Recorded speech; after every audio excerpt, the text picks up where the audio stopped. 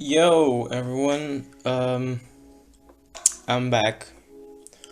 So, about what if Kurama was Naruto's father, or what if Naruto was Kurama's son? That one will have to wait a bit because I was recording it, but then the recording got deleted, and I'm a bit pissed at that. So, don't expect it. Like maybe next week. But right now, it's an idea I've been pretty excited about. It's what if Deku was Nightcrawler? Now, if you don't know who Nightcrawler is an X-Men. He has like blue skin and he has like a demon, has like a devil tail, cool tail, and he can like teleport, leaving like shadowy silhouettes behind. In my opinion, he's really cool. Like he's one of my favorite X-Men. Yeah, like just the idea of teleportation always seemed very cool, and what he can do with his teleportation is also pretty cool. Like him, Quicksilver, and probably Gambit. Yeah, I really like Gambit. But let's start this. What if? Also, by the way, before I start, this is my first time trying mobizen. It's an app many what ifers use, and I decided to try it because you can like move pictures around, so I wanted to be able to do that. But yeah, I hope this works out well. If it doesn't, I'm just gonna do my videos the old way. So I hope you enjoy, and let's get on with the story. So in this what if, Inko will have two children, Izuku and Izumi. That's how her and Hisashi decided to name them. So Inko's in the hospital giving birth, and Hisashi is not showing up. And she's like, where the heck is Hisashi, man? I'm giving birth to twins. Where the heck is he? But she can't really think about that right now. She has to give birth. And the first child that comes out is Izumi. Freckles, actually no freckles and green hair. Yep, freckles and green hair. And then Izuku starts coming out.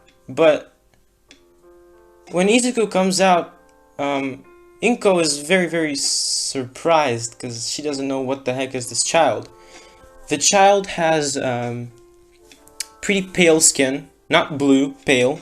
The blue is gonna come in later, just so you know. He's got pretty pale skin. He's got yellow slit-like eyes. Actually, yeah, just yellow eyes. And he also has horns, more like little tiny horns, and a tail which looks like a demon tail, a devil tail. I don't know how it's called, like, yeah, a devil tail. So he's got that. And Inko's a bit freaked out because if this is a mutation quirk, she doesn't have any people in her family with that kind of mutation. So it's very weird for her. But you know, she has to forget about that. But she doesn't. She has a pretty sore taste right now. But as soon as she gives birth, and like 5 minutes later, the doctors come in, and they have a pretty sad look on their faces. And Inko is like, "What happened?" And the doctors say that, unfortunately, Miss Inko, Hisashi Midoriya died in a car crash on his way to the hospital, in the process killing two innocent people. And Inko is... you can imagine how she feels. She's shocked, sad, angry, broken, basically. So she's extremely sad and broken because, you know, her husband died. And, you know, she can't really do anything, but the news have spread already around the city that a person killed two innocent people in a car crash, and this person's name was Hisashi Midoriya. And It's gonna come in later. So we go to 2 years old. So Inko is, I'm sorry to say this, but Inko is the worst mom possible. Like, you could not have a worse mom. That's what I'm saying. But Inko thinks that Izuku is like a demon child because, yeah, she's getting hate from all of her neighbors because, her husband killed 2 innocent people in a car crash, and she's got this child which looks like a demon, and so she neglects him and even beats him sometimes. And keep in mind, this is a 2-year-old child. He can't defend himself. So Izumi, she got her quirk at 3. Yeah, we're doing a time skip 1 more year. So we're at 3 years old. And Izumi got her quirk at 3. And they went to the quirk doctor, and the doctor said it's fire emission and manipulation. Basically, how to explain it. Okay, basically Hisashi has a fire breathing quirk, and Izumi can do the same thing, but instead of just blowing fire out, she can actually manipulate the fire after. But she can't really emit the flame from her whole body, just her mouth, basically. She's like a living, walking flamethrower that can manipulate her flames, basically. So it's a pretty powerful. It's a pretty darn powerful quirk. So, unfortunately, Izumi, she took after Inko, and she hates her little brother because she just hates her. She's a stupid bitch, basically. That's what she is. And with her quirk, she burns him sometimes, beats him sometimes. Izuku cannot defend himself because if he does, he's gonna get an even worse beating from his mom. And you keep in mind, Izuku is pretty... No, he's just a regular child. But he knows for sure that he can beat up Izumi. Like, even with her quirk, he can beat her up. But he can't, because Inko, he just can't beat her up. So, Inko sometimes tells stories to Izumi when they're like sitting at a couch and there's like a fireplace. She tells her stories about how great Hisashi was and how he was always so kind to everyone and how he accepted everyone the way they were. And that's when Izuku, from hating the name Midoriya, actually was proud that he was proud to call himself a Midoriya. Now, Izuku at the moment hates his whole family. He hates Inko, he hates Izumi. Like, he just hates them. He doesn't like them. But because of the stories that Inko told Izumi of how great Hisashi was, he's okay with calling himself a Midoriya. Yep. So, we cut to another year. Now, him and Izumi are 4 years old. During this time, Bakugo, as you already know, has awakened his quirk. And Bakugo has a crush on Izumi. And Izumi hates Izuku. And you know where that leads to. Both of them beating Izuku up. With their quirks, without their quirks. Izuku cannot defend himself. Like, cannot. Because then he'll get a beating from Inko. I'm not making Mitsuki bad mom. Because Mitsuki... Oh god. Yeah. Mitsuki... Damn, if you join the Discord server, we got a lot of problems with Mitsuki. Especially her. Also Sasuke's mom. Aaron, if you know who, if you're watching this, you know who you are. I swear to God, if you ever say that shit again in the Discord, oh my God, man, you're going to prison for like a month, man. But if you get the reference, you get it. But anyways, so they go to the quirk doctor. Inko has to take her child to the quirk doctor because you never know, he might get a powerful quirk, and he can become like someone rich in the future and give her money. She's that type of mom, you know. But when they come there, the quirk doctor, well, he still tests Izuku even though he thinks it's just a mutation quirk. He still tests him, and he sees that Izuku has a quirk, but he tells how do we call her, Inko, that he still hasn't awakened it yet. He tells her that he has a quirk, but he hasn't awakened it yet. Maybe wait a bit more, and it'll just pop in at like a random moment. And you know how Inko is in this one. She thinks Izuku's quirkless, and so they come home. Izuku is not that bummed out because the doctor did tell him that he has a quirk, it just didn't awaken yet.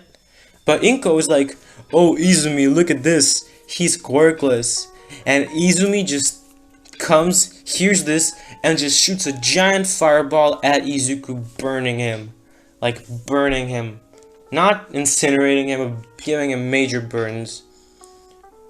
And, yeah. Basically, Izuku always walks around with, like, bandages over his whole body. And is, like, very sad all the time. Pretty depressed kid. And, you know.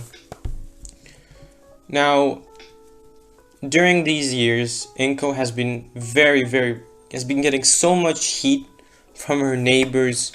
Basically, a lot of people despise her and her family because one of what Hisashi did, and second because of her child, Izuku. They all think that he's a demon and all that.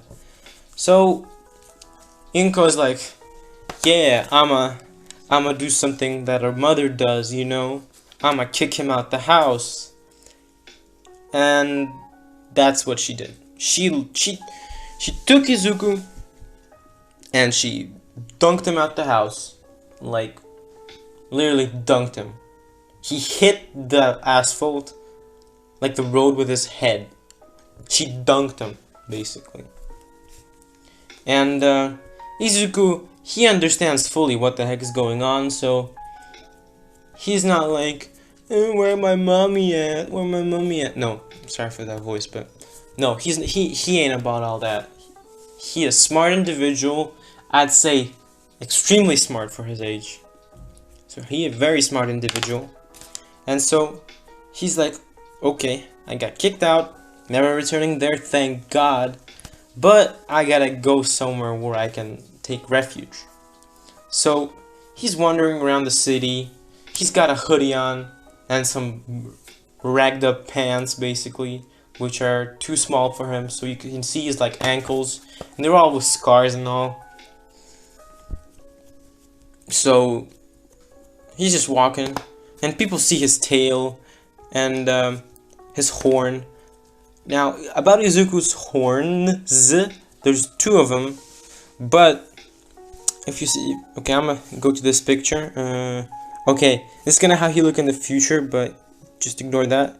He's got one horn here, which grew, and the other horn, which didn't grow.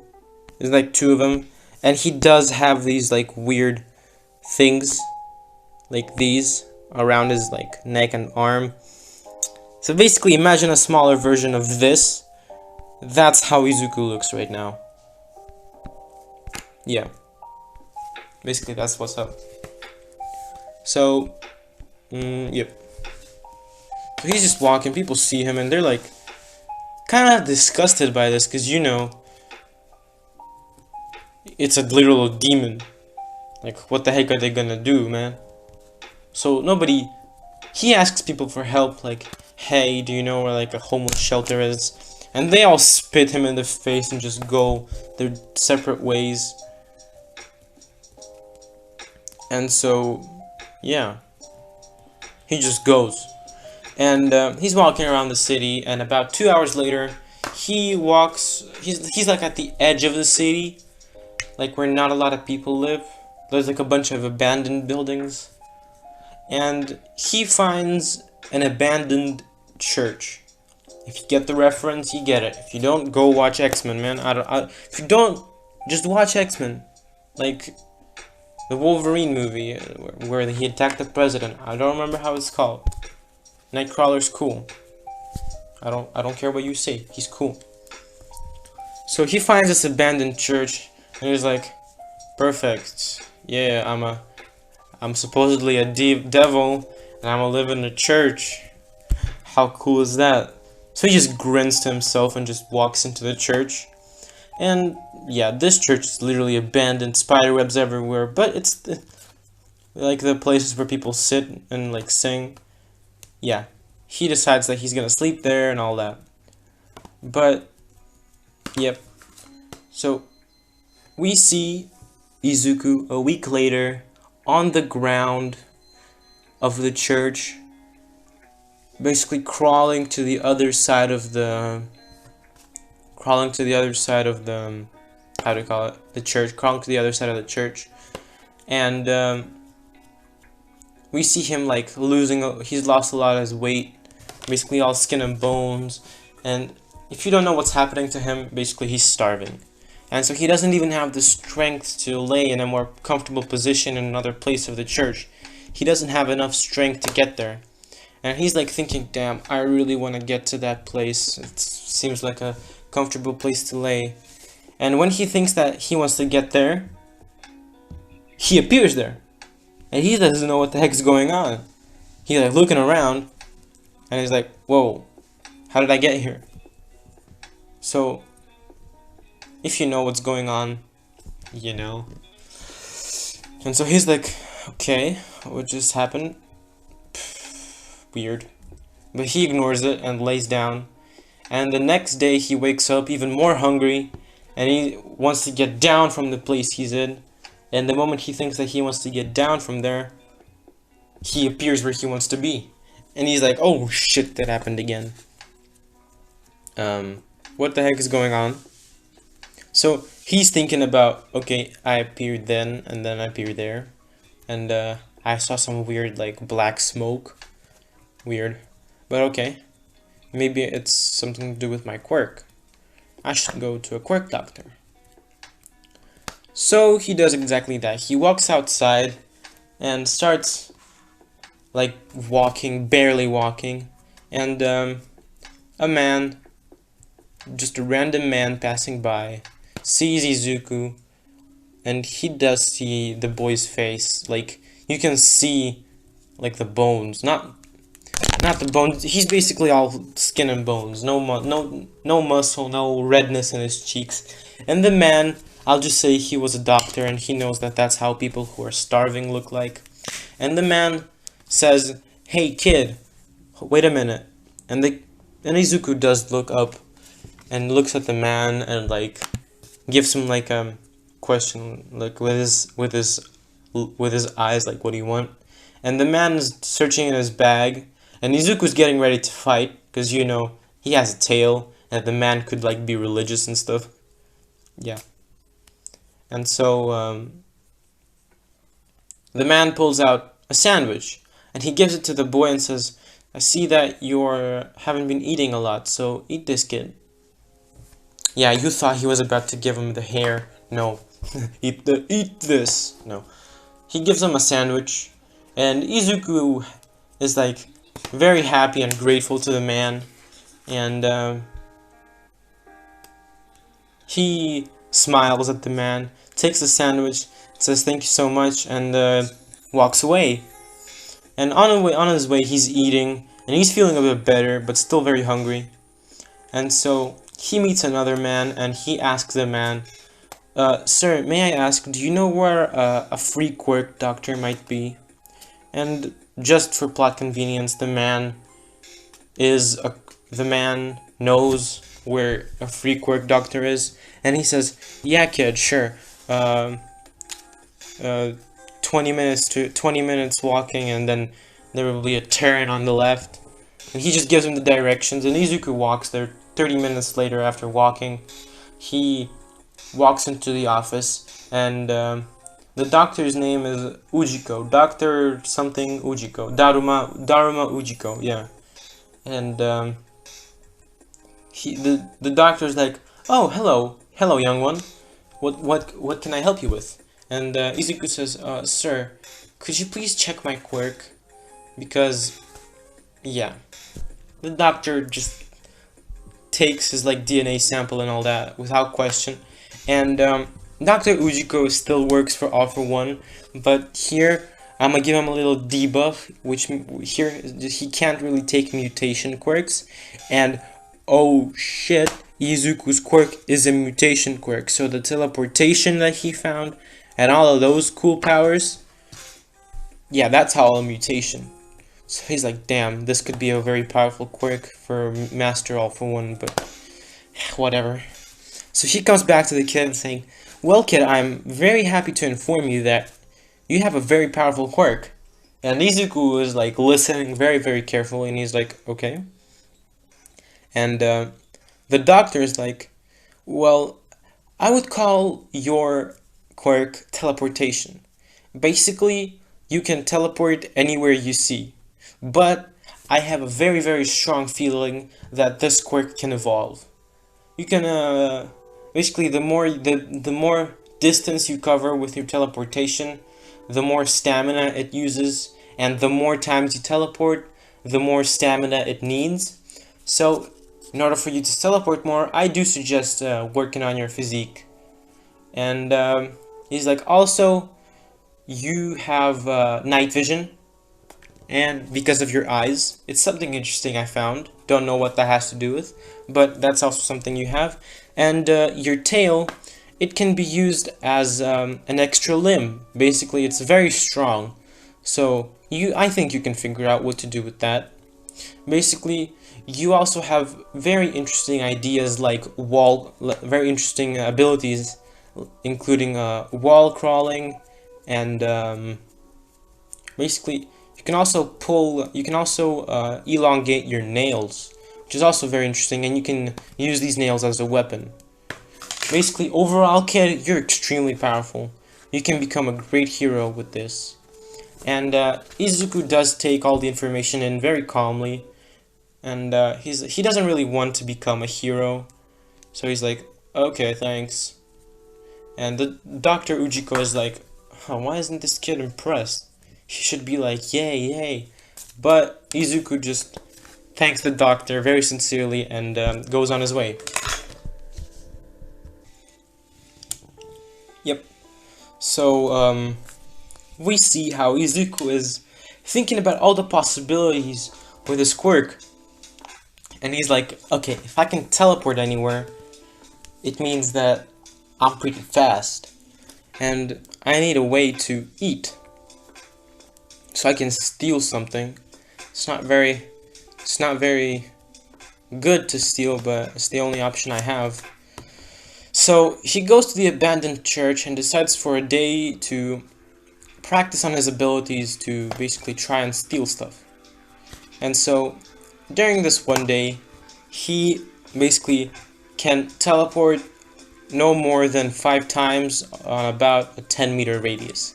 After that, it decreases by 5 meters, basically 15 meters 4 times, 20 meters 3 times, 25 2, and so on. You get it.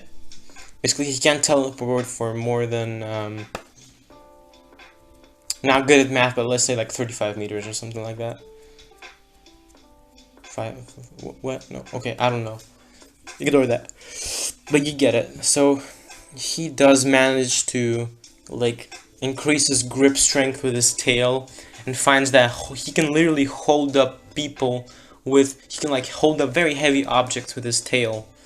And he did elaborate on the nail elongation ability, basically realizing that when he elongates his nails, he can't really make them like super long, but a bit longer than they are supposed to be.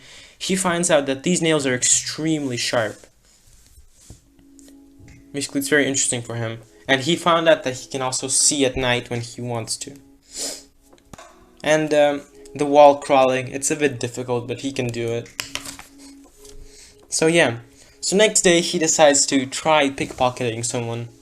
So he's walking around, looking around for who he could possibly steal from.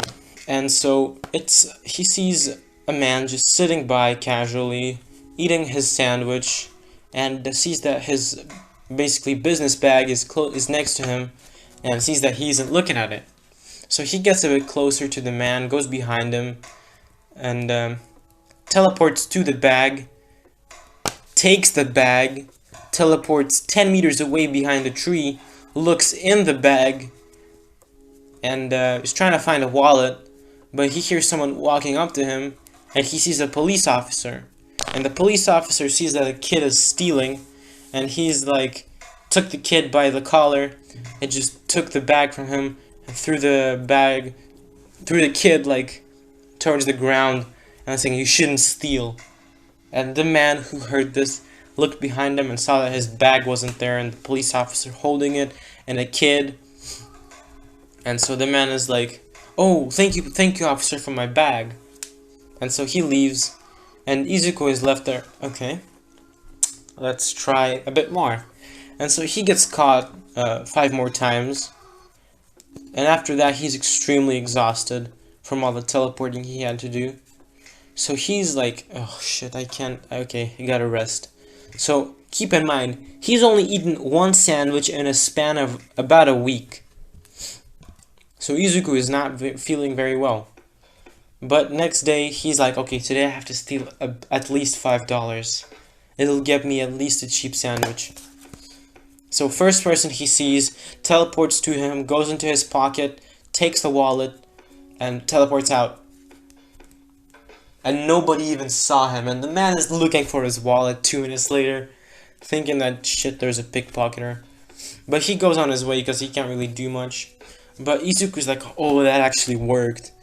And he's like celebrating in his church, and he looks into the wallet, and he isn't very happy with what he sees, but he's alright with it.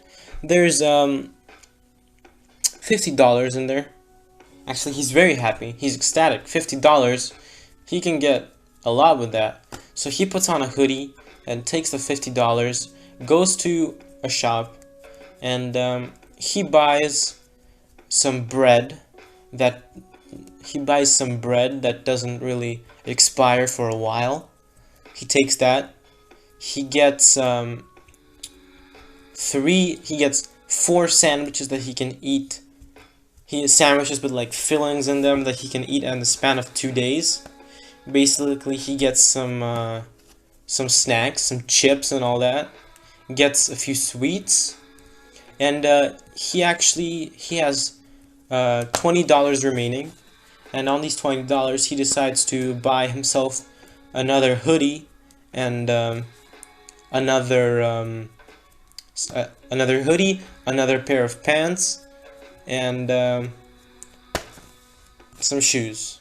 Not the ones you see on the picture, just some regular stuff. And he's walking out all happy and all that. So he gets to his church and immediately eats 1 sandwich and 1 bag of chips, and he's like, "Okay, I gotta save up the food because don't have a lot." And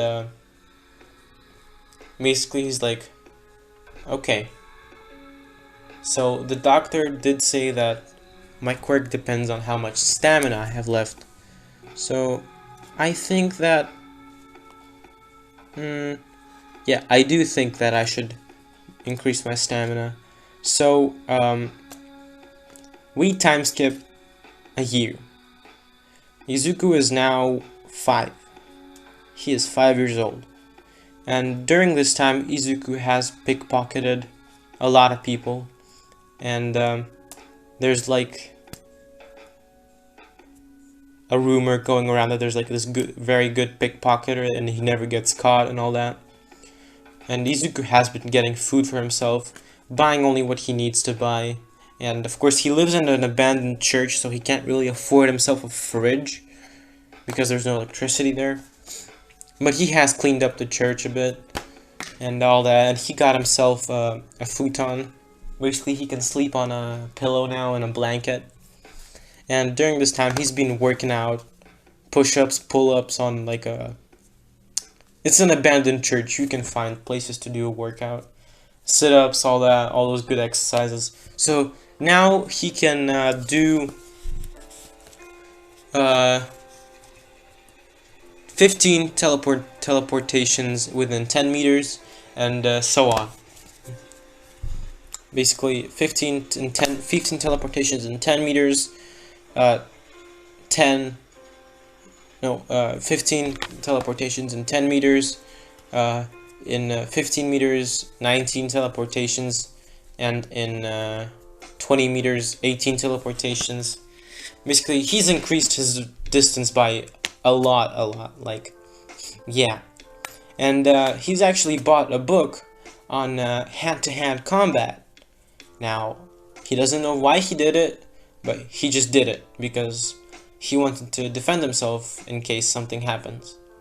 And we cut to Izuku just walking around looking for people to pickpocket, and he sees 3 men dragging a woman into an alley. And Izuku's not dumb. He's extremely smart, but not like he's smart at life. So he knows what's going on, and he doesn't want the woman. No, he doesn't want anything bad to happen to the woman. So he decides to help her out in any way he can. So he teleports next to the men, and the men are like doing their freaky stuff, trying to undress the woman, and are like, come on, have fun with us. And Izuku is disgusted by these men, because who the fuck are you? So he teleports on top of one man and is falling towards him, does like a spin in the air, and hits the man in the face with his tail. Basically, it's like a very strong bitch slap. And the man is like, oh god. So the man falls on his butt, basically, and the other 2 men are like, what the heck is going on? And Izuku teleported away, and he actually took the woman with him. Now, something that Izuku found out during this 1 year of his training in the church, abandoned church, is that he can teleport with. When he touches several objects, he can teleport the object along with himself. And so, basically, if the object is large, he won't have a lot of stamina left after that. But if the object's like a pen, it doesn't really affect him. But this was a woman, so it took quite a lot out of him. And he teleported the woman to 20 meters away, not to 50 meters away. He has that much range right now. Basically, it was enough for the men to not catch them anymore. And so, they're in another alleyway. And the woman is like, hey kid, are you okay? Thanks. And Izuku is like, yeah, I'm fine, miss. Just stay safe, please. And the woman does thank him, saying that she's very grateful for what he did, and that she won't forget what he did. So yeah. That's all fun. That's all nice and dandy.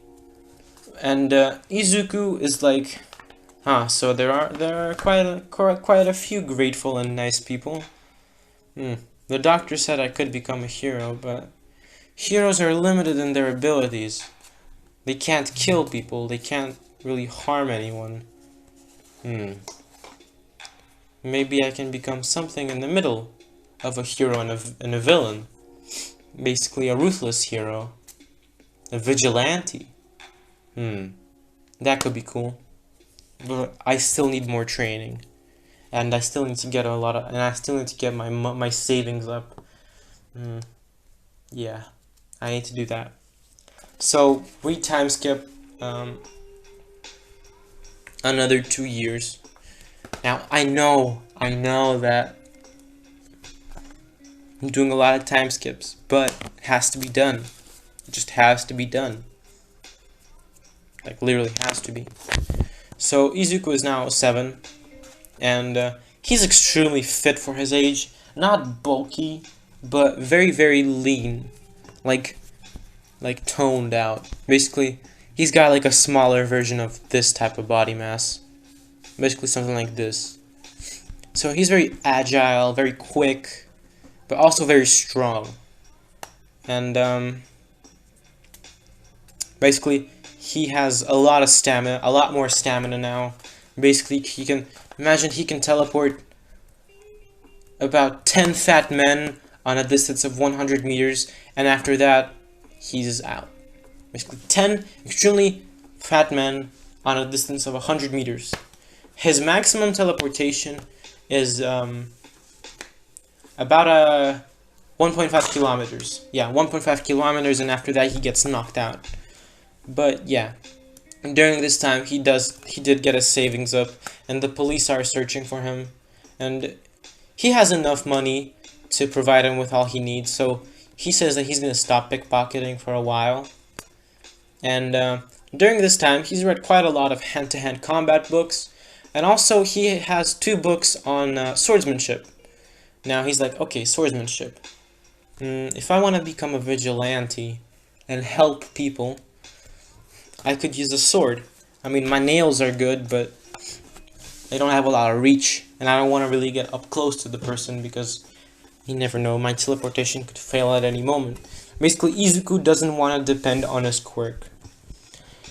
So he decides to take about a fourth of his savings, which was quite a lot. I'll say about $5,000, and he goes to the other part of the city, and there's a weapon shop there he's heard of, and he goes into the weapon shop, and the person there sees him, and this shop is known for not asking a lot of questions for their customers. Basically, this is very handy to Izuku because, you know, he's a 5-year-old child. He's a 7-year-old child. He can't really buy a sword or like a weapon, but he ignores that. So he comes up to the man and says, "Hello, sir. Do you have a sword I could buy?" And the man is like, "Sure, kid. What type of sword do you want?" And he's like, and Izuku says, "A sword that's very easy to handle and is a bit shorter than a katana." And the man is like, "I have just the perfect thing for you. I mean, it'll get a bit of taking used to, and this sword, it's a bit for older men, but it'll suit you quite well, I think." And he shows him a lot of swords, but Izuku likes this particular sword. Like, this is the sword that he likes. Exactly this. And the man says, "That'll be $1,500. And Izuku's like, "Oh, cheap." So he gives the man that, and he also buys a sharpening kit. Basically, it's a kit that allows him to sharpen his knife. Pretty simple explanation, I think. But yeah, basically he walks out with a sword, and he's got a sheath for it. Basically, the sword is on his back, basically, but he does hide the sword for now. And after that, he goes to a clothing store, and he buys clothes similar to this with like blue tints, some sneakers, basically exactly like this, but a bit a smaller version. And this is gonna be his vigilante outfit.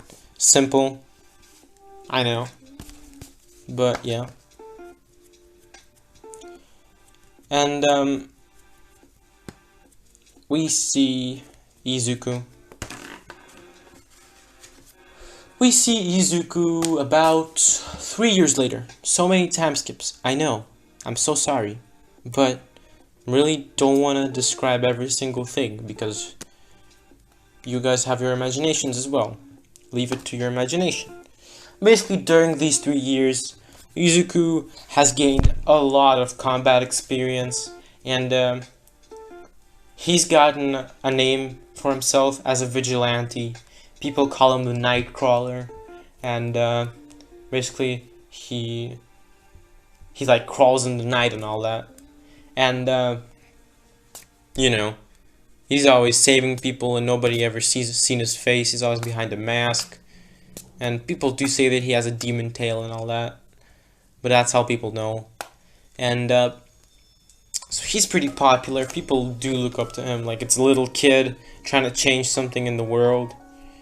And even some heroes respect the kid because they do know that this is a kid, not a man, but a kid. And they're like, okay. But unfortunately, he's a vigilante, so he's a villain. So, yeah. And one of these people who respect him, but are like, yeah, unfortunately he's a villain, we're gonna have to catch him, is this man is Aizawa. Now, yeah, but more on that later. Actually, Aizawa has been looking for him, but he doesn't have any luck, because this guy is very fast. But you know, all that. But during this time, Izuku has gotten a few new abilities, and some of them include invisibility, like he can go invisible for not all the time, but yeah, pretty much he can go invisible for however long he wants. But again, stamina. All of his abilities depend on how much stamina he has, and he can also like disappear. He can like blend into his surroundings very well because, you know, invisible. But all that. But yeah, and we see how Izuku, just imagine walking on like these wires in the city. Basically, this is the scene that we're witnessing right now. Izuku looks like a 12-year-old kid, but he's actually just 10. And so we just see this exact scene. Him just walking on the wires, not afraid to fall, because he can just teleport himself away. And now his teleporting range is 5 kilometers. Yep, 5 kilometers. And he can still see. He still needs to see the place where he's teleporting at, but he's actually figured out that with enough practice, he can teleport to any place he thinks about, but that just takes too much stamina, and he doesn't have that. Basically, working out every day, all that, cool stuff. Pretty good diet, because I'll just say during this time, Izuku has managed to save up so much money that he managed to get a mini electric generator in the church and put a fridge up, so he has like quite a lot of stuff in this fridge. Basically food, good diet, even though he's kind of homeless, but all that. And we see this exact scene, and he's just walking around looking for people to save, and he sees a villain attack happening in the middle of the city. And he's like, okay, I gotta help. But so he teleports down there, and the villains see him, and he is known. He is known. Like, everybody knows him. Like Nightcrawler. And he's like very famous. But they're like, oh, it's Nightcrawler. Huh. Well, we'll just deal with you right now and become even more famous villains.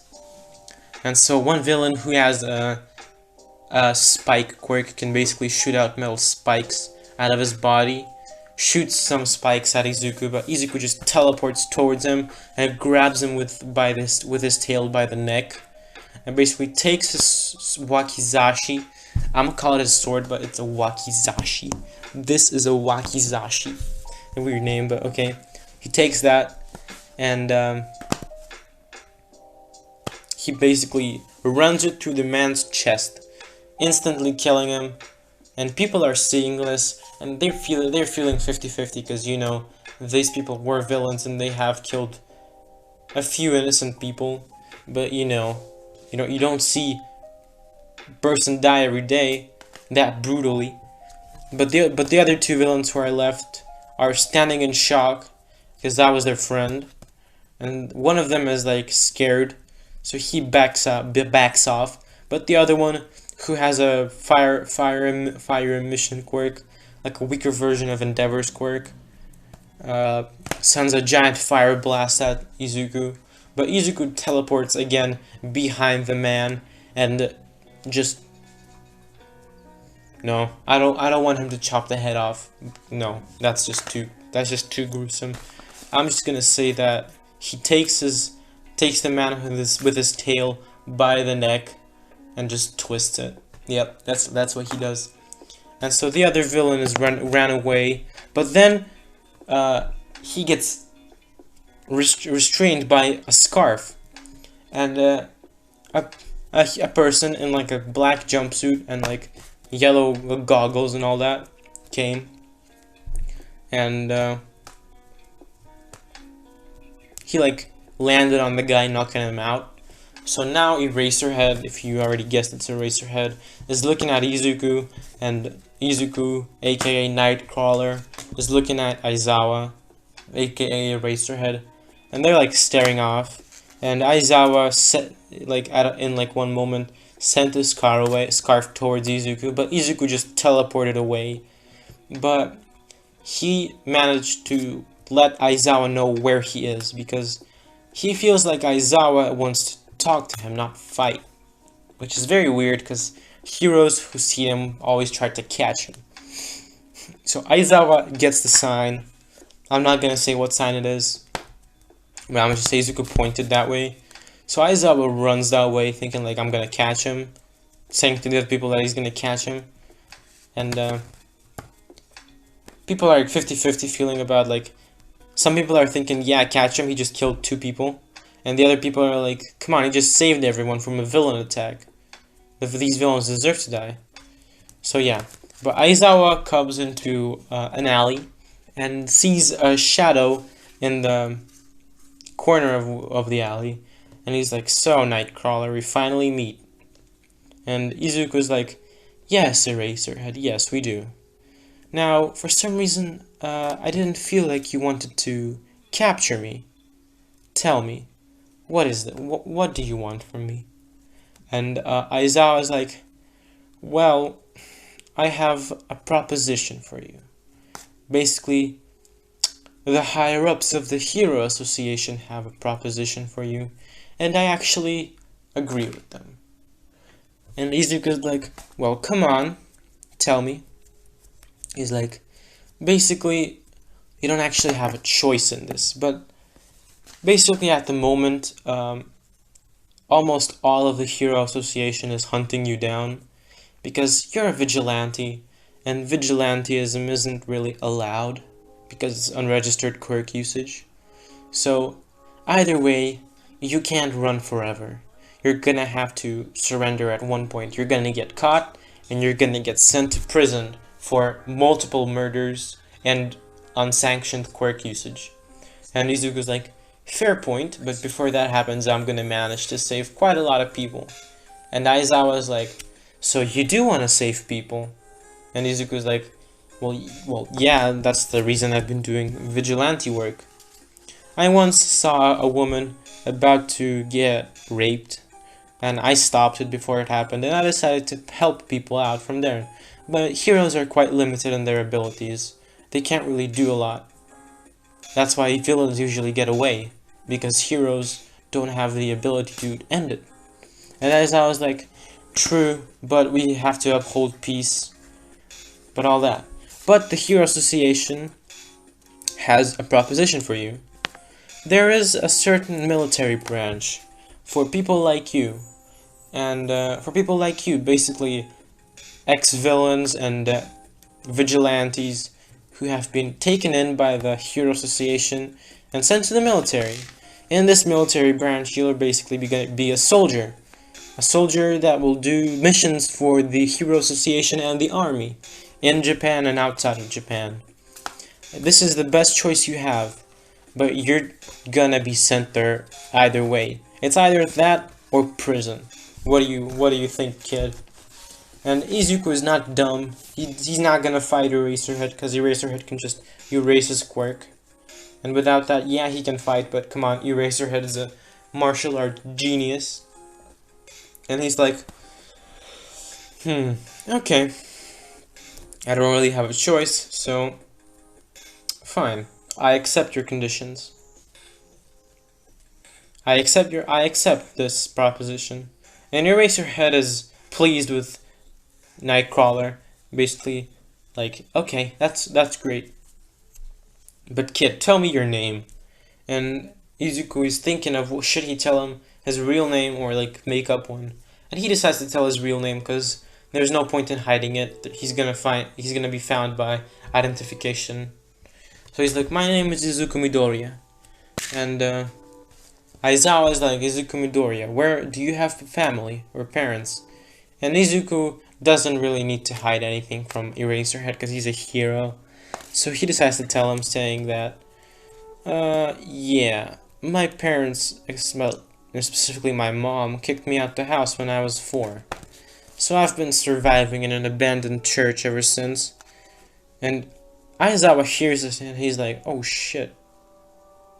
I'm sorry that you had such a bad life, kid. And Izuku says, it's fine. I've actually been enjoying helping people, being a vigilante, but I guess that's all done. So, when are we going to this military thing? And I was like, well, don't you need to get your stuff? And Izuku's like, how much stuff do you think a homeless person would have? What I have on me is practically all I have. And there's like a couple $1,000s in the church, but some hero can come pick it up later and just distribute it to homeless shelter. Some people need it more than me. And Aizawa is like surprised by this kid, thinking that that's a very noble act. He's like, okay, kid, come with me. So Izuku does take off his mask and all, and he takes off his hood, basically just walking freely, puts his sword behind his back, and they're walking. They get in a car, basically that's waiting for them, and they drive to UA.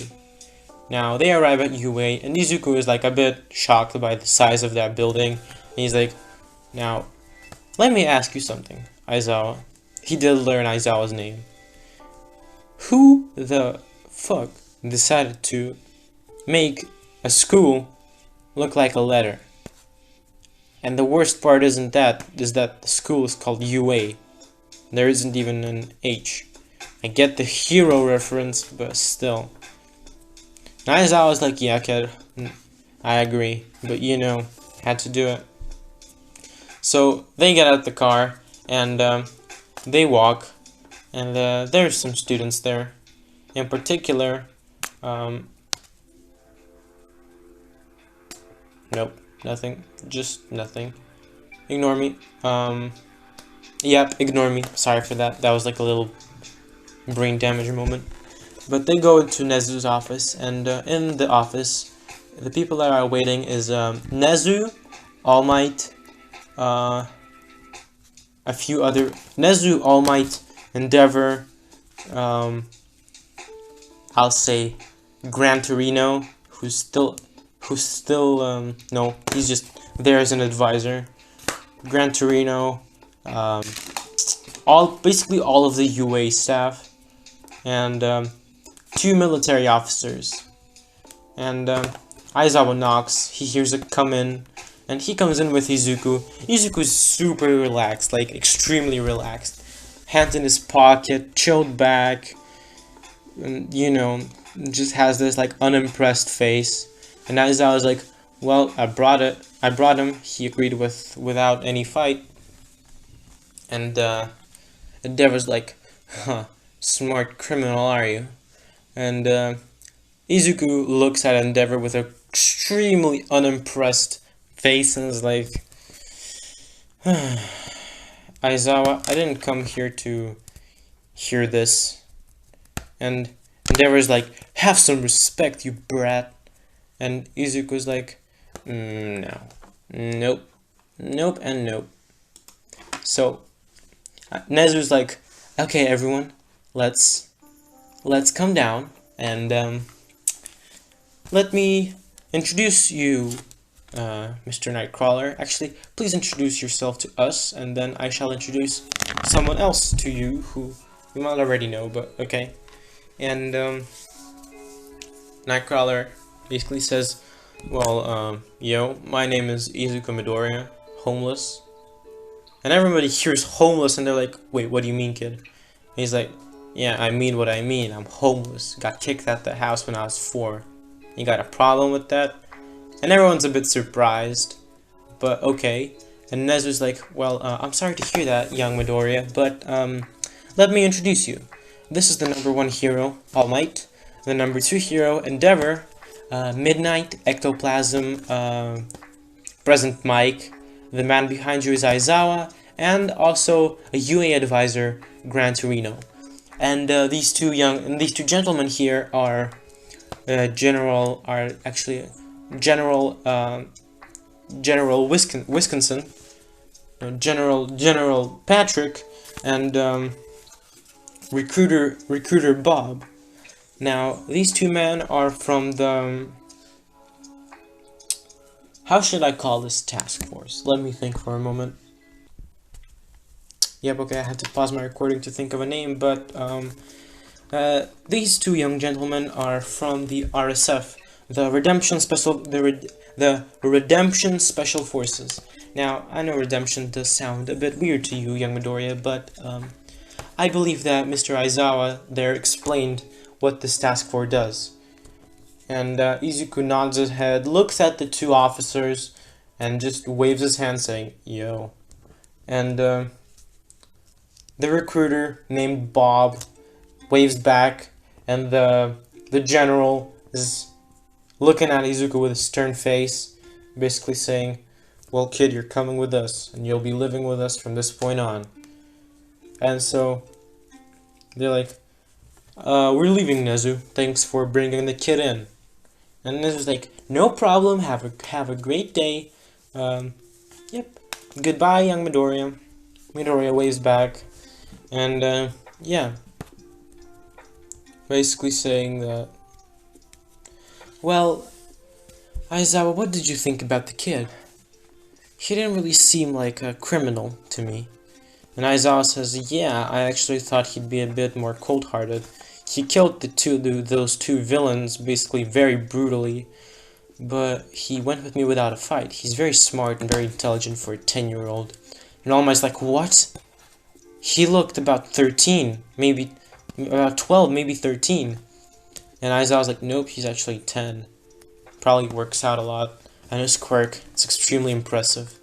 Teleportation on that level, very, very rare. And that tail, so powerful. Never seen something like that before." And yep. So sorry about that. But Nezu's like, "Well, unfortunately, we can't really do anything about that. But he is a vigilante." So we cut to the officers, and Bob is very, very excited about a new recruit, because he's like the recruiter and all that. And the general is always like so very stern, but they treat their trainees differently from each one's story. And Bob is like, "So kid, could you tell us a bit more about your life? Because we want to know. You'll be working with us from this point on." And Izuku tells them about how he was branded a demon child and a useless failure, but is by his mother, even though the doctor said his quirk just hasn't awakened yet. Basically about how he got kicked out the house at the age of 4. How he had to pickpocket to survive. Now he found out about his quirk and all that. And basically about how he saw a woman about to get raped, but he decided to save her, and that's how he became a vigilante, saving people around the city. He said to them that heroes are very limited in their abilities and what they can do. And even the general, who's always very stern and really doesn't like anyone, he softened a bit. He looked at the kid with a new light, basically, understanding that this kid just did what he not had to, but what was best. Basically, he thought that it was very noble of the kid to help people. Even though it was the wrong way, he still respected it. And Bob was like, "Wow, I'm very sorry for how you were treated back at your old home, but with us, of course, you won't be the chosen one, but I think it'll be better than being homeless." And General Patrick is like, "Yeah, kid, with us, you'll be better off." And Izuku smiles, and for the rest of the ride, they just talk, crack jokes.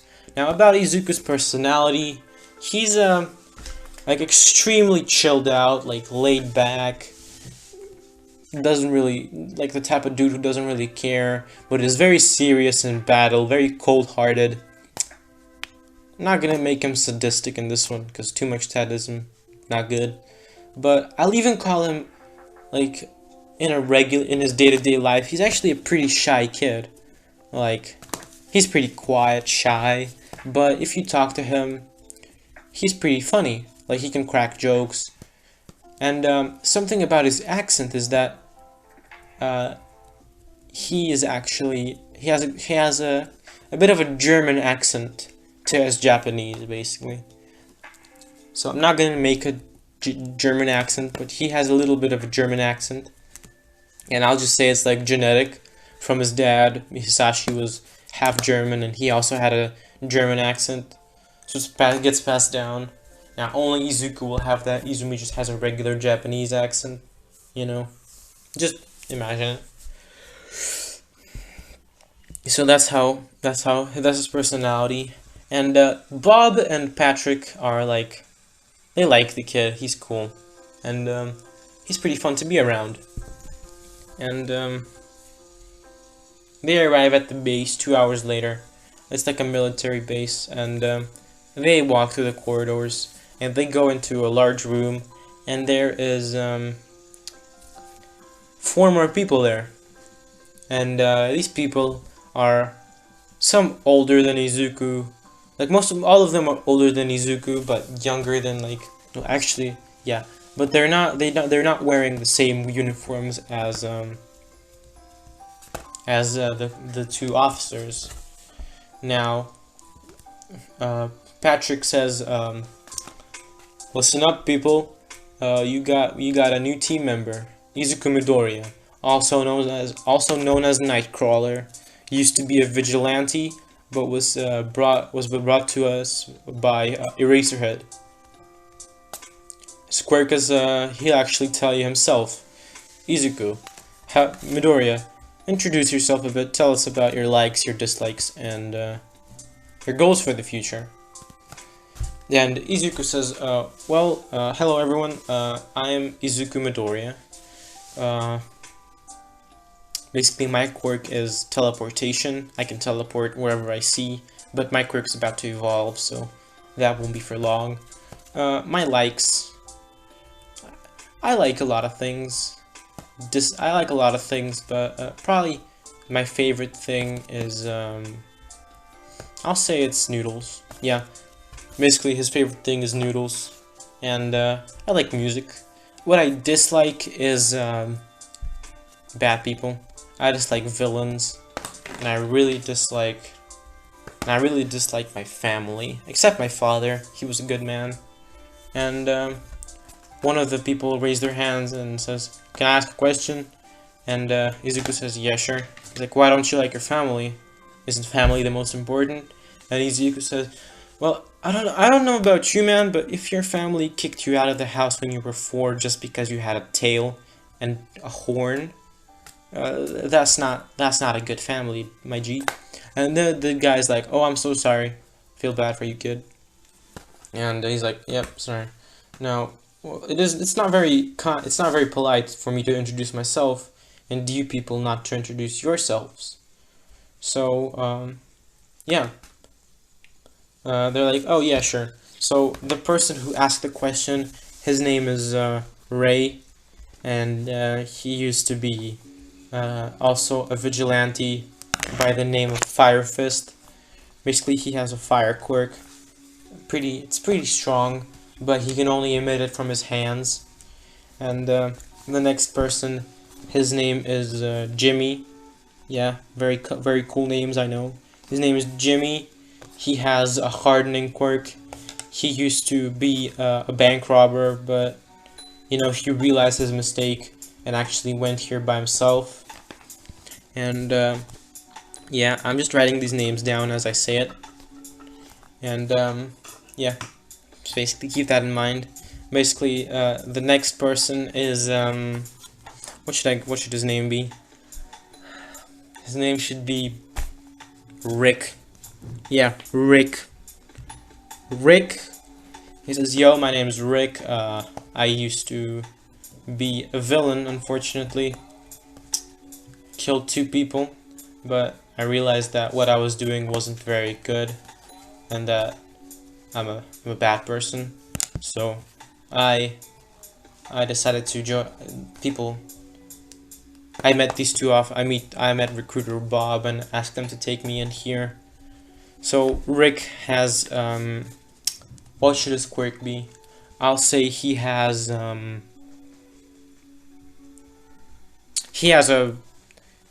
blade creation quirk. Yep, blade creation. Blade creation. And the last person, I'ma call him Dick. Basically Richard, but Dick to everyone.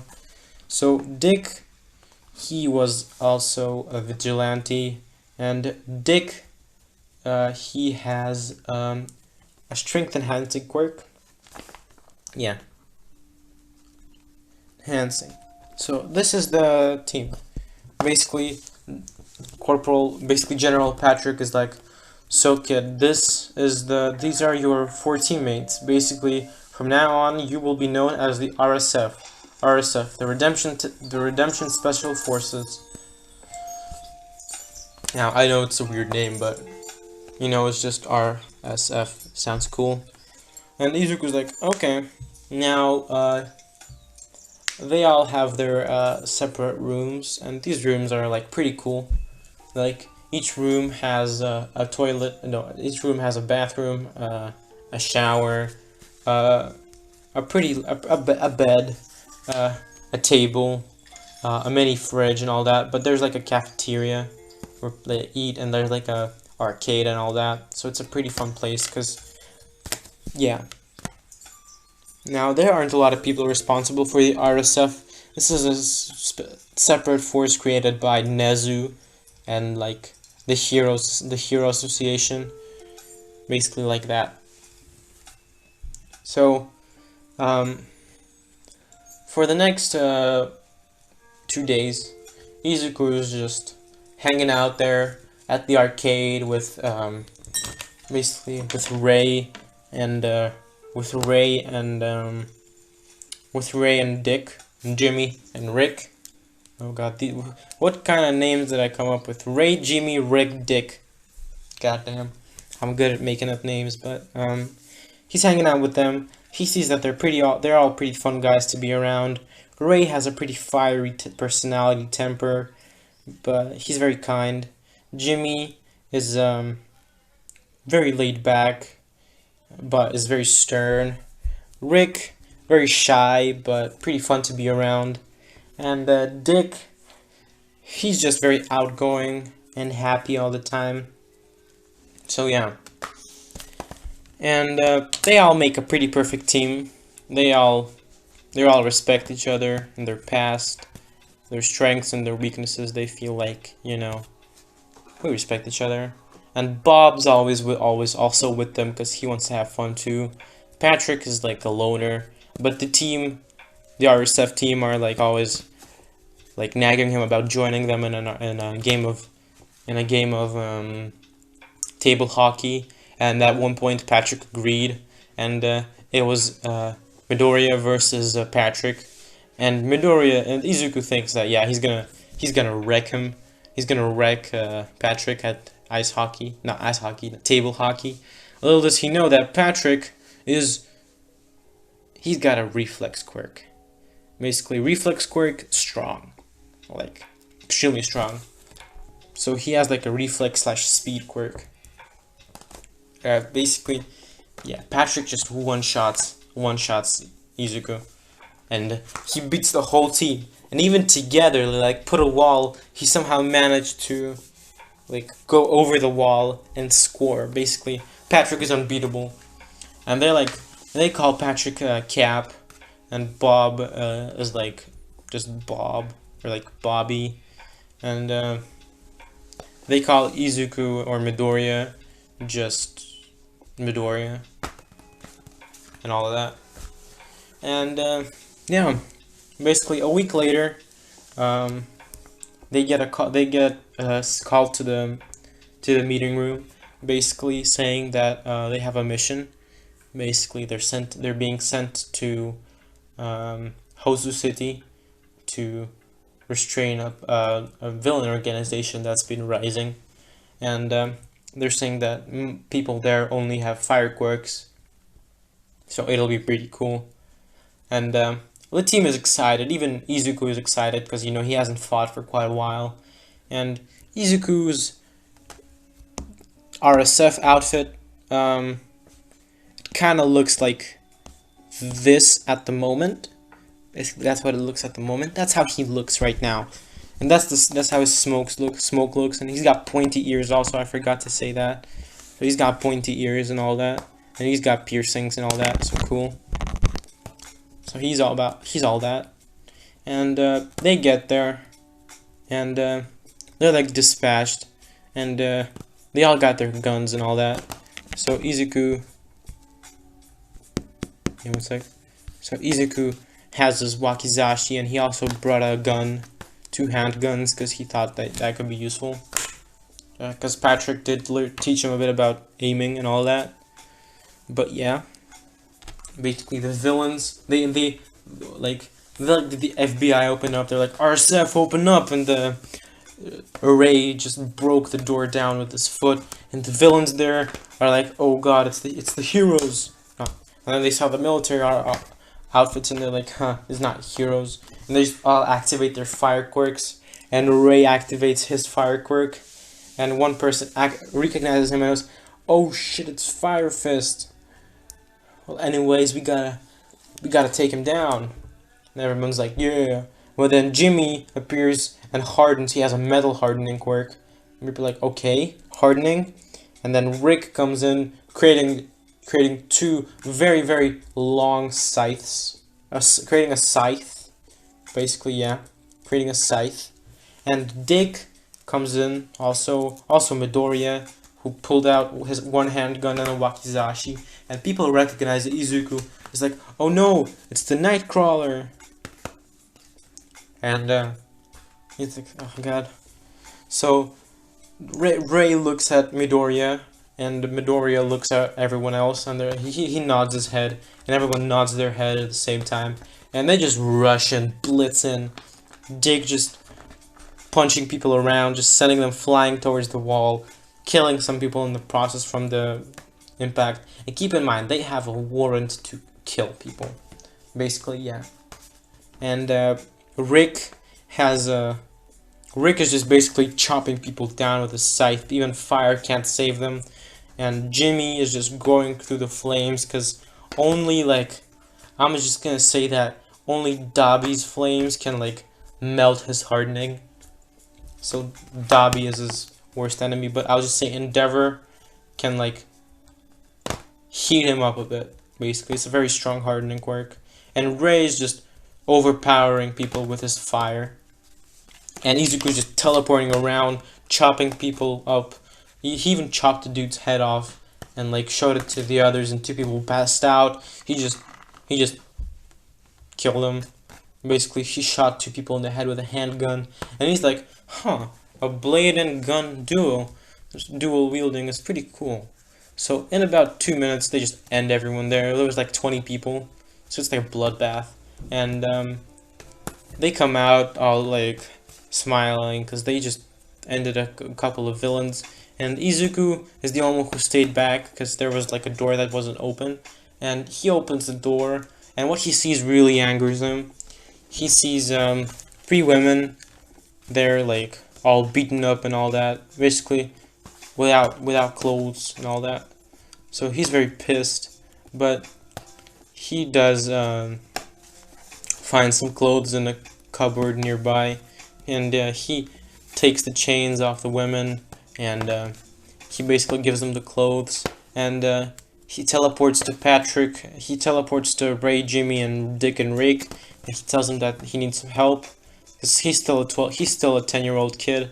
He can't really carry 3 women, and 5 women actually. It's 5 women, and he takes them all by he like grabs Ray by the shoulder, and Ray knows what Midoriya wants to do, so he grabs Jimmy by the shoulder, Jimmy grabs Rick, and Rick grabs Dick by the shoulder, and they all teleport to the room. Basically, they saw the women, and they're all like pissed off, pissed at what the villains did, but you know, they took the women and carried them outside, and they carried the women to police station, and the women thanked them very much, basically saying that they won't forget what they did for them. And Patrick is like looking at them in the corner, thinking like he's so proud of them. Basically all that. So, yeah. And so after this mission, we are gonna do a time skip of 4 years. Izuku is now 14. And his teammates, they were older than him. Like for example, Rick, who had the blade quirk.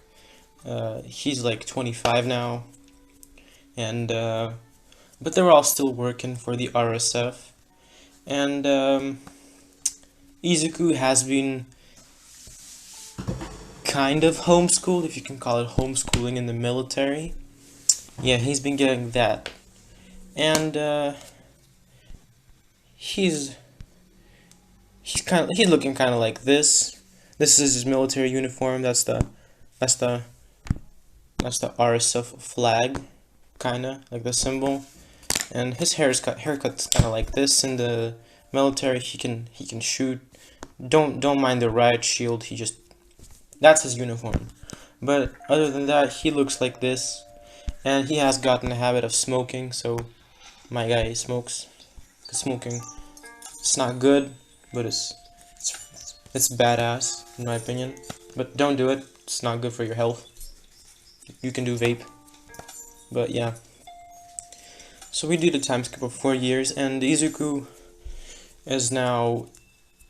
They don't really have ranks there. Like Patrick is the commander, is the general. Bob is the recruiter, also second in command. And I'd say after that we got, yeah, Izuku's like the team leader. So even though he's the youngest, he's the most skilled and the strongest out of them all. And he's also incredibly tactical in battle. So yeah. So we see how Izuku is trying again to win Patrick in a table hockey game, and the score is over these 4 years 365 to 1, and that one time was because Patrick sneezed. Yeah. So yeah, and Izuku's like, I'll beat you this time. Patrick's just smirking and just not even looking. He's just dodging and blocking everything. When all of a sudden Bob comes in with Jimmy, and Bob says, General and Izuku, can you come with me to the office? We all, the whole team needs to be there. It's something to do with you, Izuku. And Izuku is like, okay. So they all go, and well, the dude, no, Bob is like, well, Izuku, there is someone on the phone for you, and a big screen pops up out of nowhere, just text. And on the screen there is Nezu, and this is a call, like it's not recorded, it's live. And Izuku is like, oh, Professor Nezu, how can I help you? And Nezu says, well, young Izuku, since you are of age now, I would like to offer you a spot at UA. Now, this is because of 2 reasons. One, you have a great potential to be a hero, even though your methods are a bit brutal. I think that you can have a warrant. And second, we need to show the public that the RSF are in a good relationship with the Hero Association, because lately we've been getting a bit of pressure from the media to explain on our relationship with the RSF. If we have an RSF member, and such a high-ranking one, amongst our students, that could be of great help. And what do you say, young Izuku? And Izuku is like, he looked at Patrick like, can I, like, what do you think, Commander? And Patrick is like, well, kid, to be honest, we'll miss you, but I suggest you take the offer. I mean, we do need to show we have a good relationship with the Hero Association, and plus it's just a good opportunity for you to get some, have some, have some friends. And Izuku's just like, but I have friends. I mean, look, Jimmy's my friend, and everybody else. And Patrick says, no, I mean, kids your age. I mean, come on, kid. You need to get a girlfriend or something soon, because, yeah, you're 14, and it's kind of sad watching you rot down here with us old geezers. And Izuku's like, huh, you call yourself a gold geezer? Fine. Nezu, Commander Patrick just called himself old, so I'll accept. World's ending. And Nezu's like having that dumbstruck face, like the white eyes. Is like, okay, if that's all it took, sure. You'll be getting in through recommendation. And Izuku's like, sure, whatever, I don't really care about the exam anyways. And, Nezu says, actually, I changed my mind. You're already in, you just need to come on the first day. And Izuku says, sure, I'll come. And, basically, Nezu hangs up the phone, and, 10 months of training begin. Now, during these 10 months, Izuku has been practicing swordsmanship with Rick, because Rick has blade creation, and that means he's very good with blades. So he's practicing with this sword, very good with it, can teleport. He's very... I forgot to mention in the previous... Not in the previous part, no. I forgot to mention at the beginning that his quirk gives him superhuman agility and reflexes. That's, yeah, basically that. So this blade combined with his teleportation, agility, and reflexes is the perfect. It's basically perfect. Now Patrick has been teaching Izuku how to use like a handgun. His loadout is this sword and I'll just say like a handgun. I don't know what type of handgun. Let me just look up. Let me look up handgun on Google.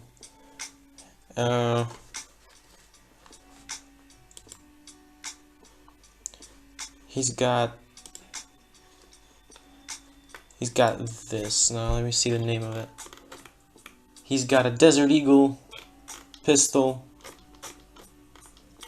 Yeah, he's got that. It's a A4 mag. I don't know, I'm not good with guns, but he's got a really cool looking deagle. Yeah, he's got that. So he dual wields that shit. And he's working out every day, so my G looks exactly like this now. He looks like he's like 17 or 16, but no, he's actually 15 right now, because right now it's the on the 8-month mark, and he just turned 15, so yeah.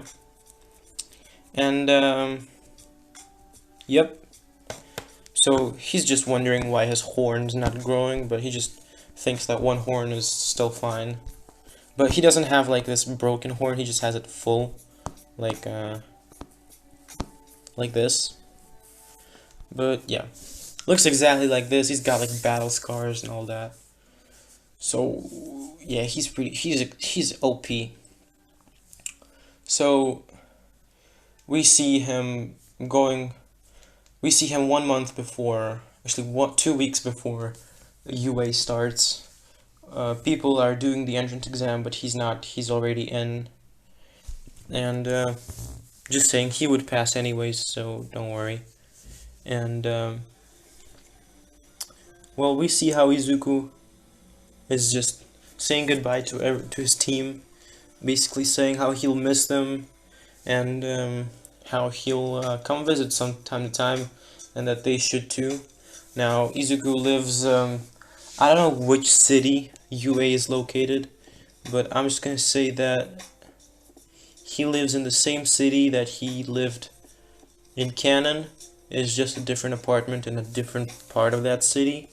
So he has like a pretty big apartment. Like it has two bathrooms, two bedrooms, huge living room, giant TV, like a chandelier. It's like very modern, really cool. And he has this with his own money and UA also scholarship. Basically, he's getting a scholarship from UA, also gets paid to go there. So it's kind of like a free ride for him. And yeah, some things are gonna be changed from canon, so expect that, but not too much. Basically, we see him going. I don't know if I should make him wear the uniform. I'm just gonna say that. I'm just gonna say he doesn't really care about uniforms, but he does wear it for like show. I'm just gonna say he like half unbuttoned shirt, half unbuttoned like shirt, like the jacket's worn, like yeah, he don't have that tie on. Basically, yeah, he's looking all badass and all. I don't have a school uniform of him, but basically, just imagine like a bad boy school uniform. So yeah, we see him going through the halls of UA, and the lessons have already started. He's actually like, I'm just gonna say he's 20 minutes late because he overslept. Yeah, he overslept and he's in the military. Funny. But we see how in 1A Aizawa is saying like, Helly, everyone, it took you what 10 minutes to shut up. So I'm unimpressed. But we have another student joining us. He's a RSF member, and he should be here around right now. And then people hear a knock on the door. Aizawa says, "Come in," and Izuku comes in looking all cool and like badass, just not giving a shit, smoking inside, basically like this. But he's got everything on. He has his jacket on, but he's like smoking. And Aizawa's like, kid. Izuku takes his cigarette out and says, "Yeah, what's up?" He's like, "Introduce yourself." And fine, I don't really care. You can smoke inside. Yeah, Aizawa's that type of guy. And Izuku goes up to the front, says, "Izuku Midoriya, RSF member. I have a teleportation quirk. What I like is noodles. What I don't like is my old family." And yeah, that's all he dislikes. And I also dislike loud people. And yeah, he just puts his cigarette back in his mouth and just starts walking in walking towards like a free desk. And he's about to sit down, but then a tall boy with blue hair and glasses stands up and starts doing robotic movements with his hands and starts saying, "You shouldn't be smoking inside. It's disrespectful to UA and the students here." Izuku takes the cigarette out of his mouth and just does a giant puff in Ida's face, basically having that lazy, unimpressed look. And then Ida just sees his eyes, like Izuku's eyes glow yellow. He's a bit scared, so he goes sit back down. And Izuku just sits down, and he's sitting at like the back of the class. Like there was one free table, and people are looking at him, and two people in particular are looking at him very, very weirdly. You could say with like anger. And Izuku's looking around. He sees a boy with like red hair, and he says, "Probably hardening quirk." And Izuku's very smart. He just can guess people's quirk just by their appearance. And he's looking around, looking for people who might be cool to talk with. He sees Todoroki looking all sad and depressed and like stoic. And he's like, "Yeah, that dude's a pain." And he's just looking around. He sees Bakugo, and he's like, "Ah, shit."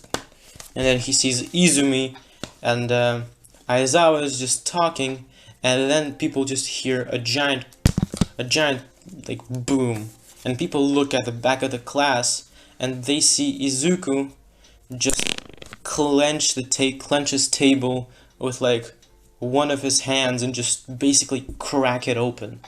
And we see Izuku just staring at Izumi, and his eyes are glowing, and like his tail is going everywhere, and like his hair is even going up. And Izumi's freaking out. She's like, "What do you want, you demon?" And Izuku's like, he just does like an evil laugh, and he's like, "Oh, nothing, don't worry about it, dear sister." And she's just like, "It's you, you disappointment, you disgrace, how dare you show your face back here." And then all of a sudden Izuku just poofs. And everyone's like wondering where he is. And then Izumi feels something very, very cold near her neck. And she just looks down and sees a blade right at her neck. And then she feels something very hard, like against her head. And she looks at Izuku, and it's a gun. It's like a gun pointing straight at her forehead, and saying, and Izuku just says, "You do know I have a warrant to kill. I can blow your brains out right this second. How about you go whine to your bitch of a mom and stop bothering me? You kicked me out the house, and thank God you did. So don't ever talk to me again. You can talk to me after I talk to you. You got that, you disappointment?" And Izumi is just freaking out. She's like nodding. And Bakugo sees this because he likes Izumi. They're actually dating. And he like stands up and tries to shoot an explosion. But Izuku just teleports behind Bakugo and actually just points the blade at his back, saying, "Could have killed both of you right now, but I'll hold myself back." And he just puts the cigarette back in and just teleports back to his table, putting his legs on the table and just closing his eyes. And Izuku and Izumi and Bakugo are just freaking out. They're like, "What the heck just happened? How can he be so powerful? Wasn't he quirkless?" And Izumi is thinking exactly that. He's like, "Wasn't he quirkless? Come to think of it, Mom said he just couldn't awaken his quirk yet." So, and basically Bakugo is just, what the heck, what the heck, what the heck, what the heck? I'm stronger than him, I can't be, this is embarrassing and all that. But, yeah, people kind of hear their dialogue, some people don't, so nobody really pays mind to it. But Aizawa was like, "Oh, okay. Okay, everybody take uniforms and go change." And Izuku, during these 10 months, he has developed an ability. He has developed an ability where he can, like, teleport to any place he thinks to. But it's still in practice, so he's still practicing it. But he just decided to teleport to the changing room. Did just that, because he's already been to UA, and that's already a thing. But he just teleports and starts changing slowly, and people walk in, and Kirishima sees, like, he sees this, but without a shirt, and he's like, "Dude, you're ripped. What's up with all the scars, though?" And Izuku's like, "Dude, you forgot? I'm in the military." And he's like, oh, I forgot, sorry, man. But damn, what kind of workouts do you do?" And Izuku is like, he gives him his workout regimen, and Kirishima's like, "Damn, dude, that's a lot." And Izuku says, "Yeah, my quirk's based on how much stamina I have." And Bakugo is hearing this, and he's like, "You damn loser, how did you get a quirk? Weren't you quirkless?" And Izuku says, "Remember, Bakugo, I always have my blade and gun on me. That's one thing that never changes. And your head can be on the ground this very second if you don't shut up." And Bakugo just shuts up. He knows. He just feels like he should shut up. So Mineta is peeking in on the girls, and Izuku is just saw Mineta doing that, and he just doesn't like creeps. So he takes Mineta by the head and just slams him into the wall, causing a giant crater. And this crater can be like, some cracks appeared in like a girls' locker room. And the girls are like, what the heck's going on? And Jiro says, I think that the RSF boy just slammed Mineta into the wall. And people are like, wow, okay. So people walk out, and Izuku is just chilling, and just teleported straight to Aizawa, and they're like talking, and they're pretty good friends. They have met several times over these years that he's been in the RSF, and they have talked. So yeah, and people walk out, and they see Izuku just laughing with Aizawa on something, and they're like, "How does he know Aizawa, Sensei?" And Aizawa says, "Okay, everyone's here, so we'll do a quick apprehension test." And everyone's is as canon. Keep in mind, All Might, yeah, All Might didn't give. He gave All for One to Miria, so Miria has All for One. So everyone's is canon. And Izumi, she has a fire manipulation quirk. So hers is about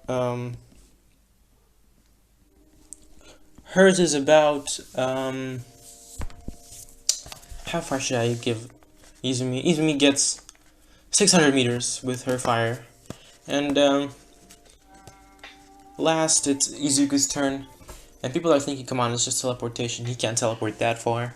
And Izuku just takes the ball, and he's like, regular strength or quirk. And Aizawa's like, do it with both. First your regular strength, then do your quirk. Izuku does take the ball and just chucks it, and like, this guy's strength is superhuman. So you can, an air shockwave can be like felt. So the ball travels for 768 meters with just his pure strength, and people are like having their mouths open.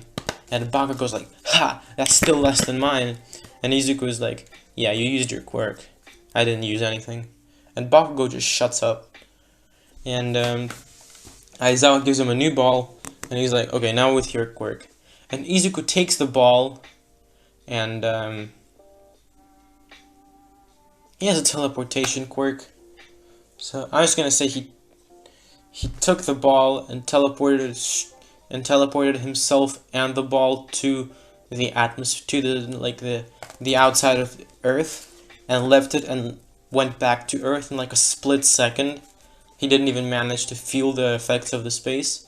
And Aizawa, and he's breathing a bit, because you know he just traveled that far. But yeah, and Aizawa sees infinity, and he's like, infinity, okay. And everyone's again shocked, like, yo, this kid can teleport that far. So yeah, basically everyone's there, and Aizawa takes everyone back to their classes, and he's like, okay kids, there's another new student coming into our class, and it's yeah, come in. And a girl with purple hair, where should I find a picture? Yeah, this without the mask, but this comes in, this beauty comes in, and Aizawa says, introduce yourself. And changing something a bit because I want to, and this girl says, hello everyone, my name is Shinso Aizawa. And the people hear Aizawa, and they look at Aizawa, and Aizawa is looking back at them with like a stern look. And Shinso is continuing, and she just says, that's all you really need to know. And she just goes back, and she just goes to the back of the class and sits like, I'd say, next to Izuku, because that's only a free space there. And Uraraka asks Aizawa, sir, are you by any chance related with Shinso? And Aizawa says, yes, she is my daughter, but that's irrelevant right now.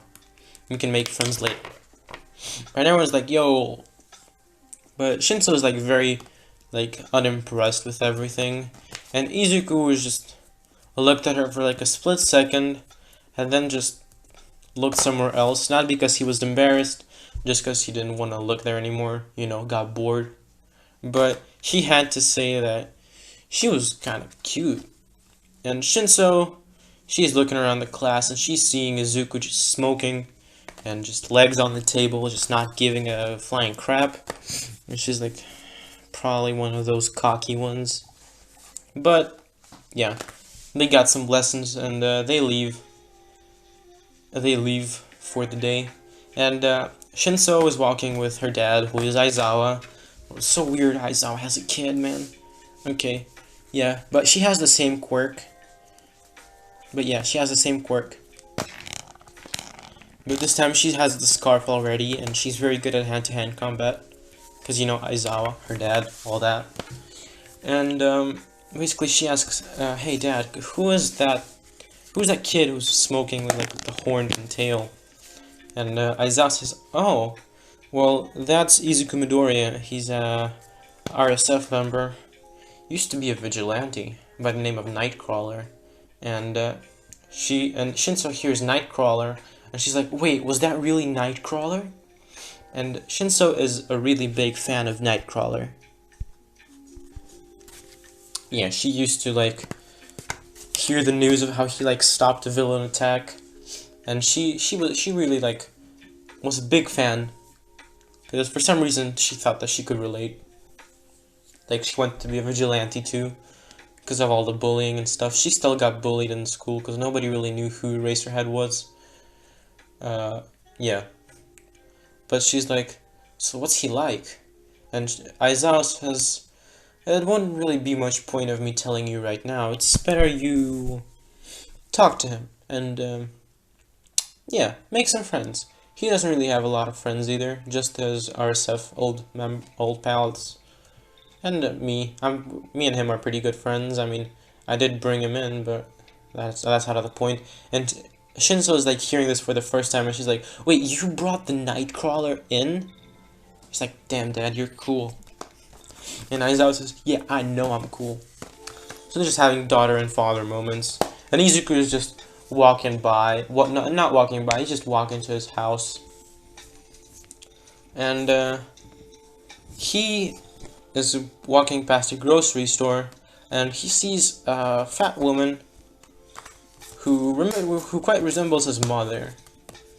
And he just walks by, and this woman looks at Izuku and is like, "Ew, get out of here, you mutant. You mutant freak." And Izuku just hears this, because I'll say that this when people with, like, mutations aren't very liked by the society, but people don't really care. But some people, like Inko, are like Karens. And Izuku's like, "Ma'am, do you have a problem?" And she's like, "Yeah, the problem is you. Get out of here." And people are gathering around, and like, cause the beef, you know, the heat.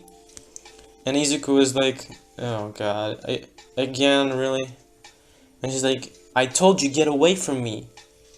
I don't wanna get sick from you." And Izuku's like, "How does that make sense, lady? How the heck are you supposed to get sick from me?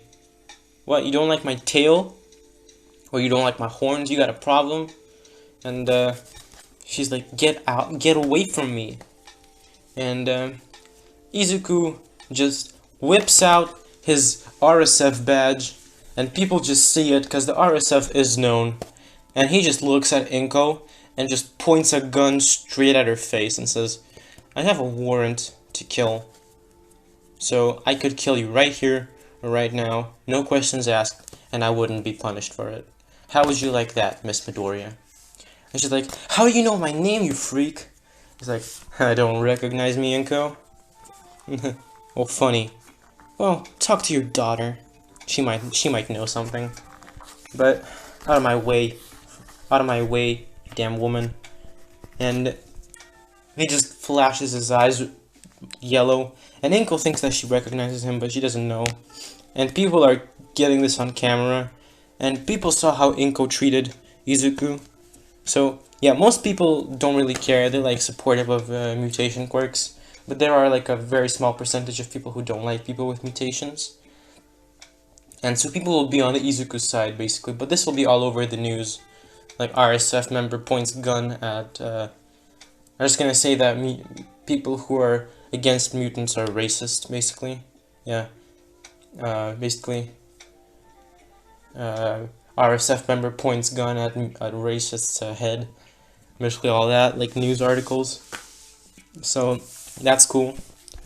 And Izuku just walks away, putting like a cigarette in his mouth, and people are looking at him like, oh, he's like so cool. And some girls like walk up to him and like ask for his number. And Izuku, he's not a jerk, so he gives him his he gives them his number.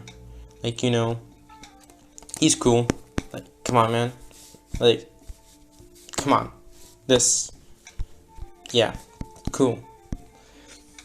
And so he's just walking back to his house. Now, we see how Izumi is coming home, and Inko is like sitting at the like on the couch, like all shaking, and she's like, "Mom, what's happened?"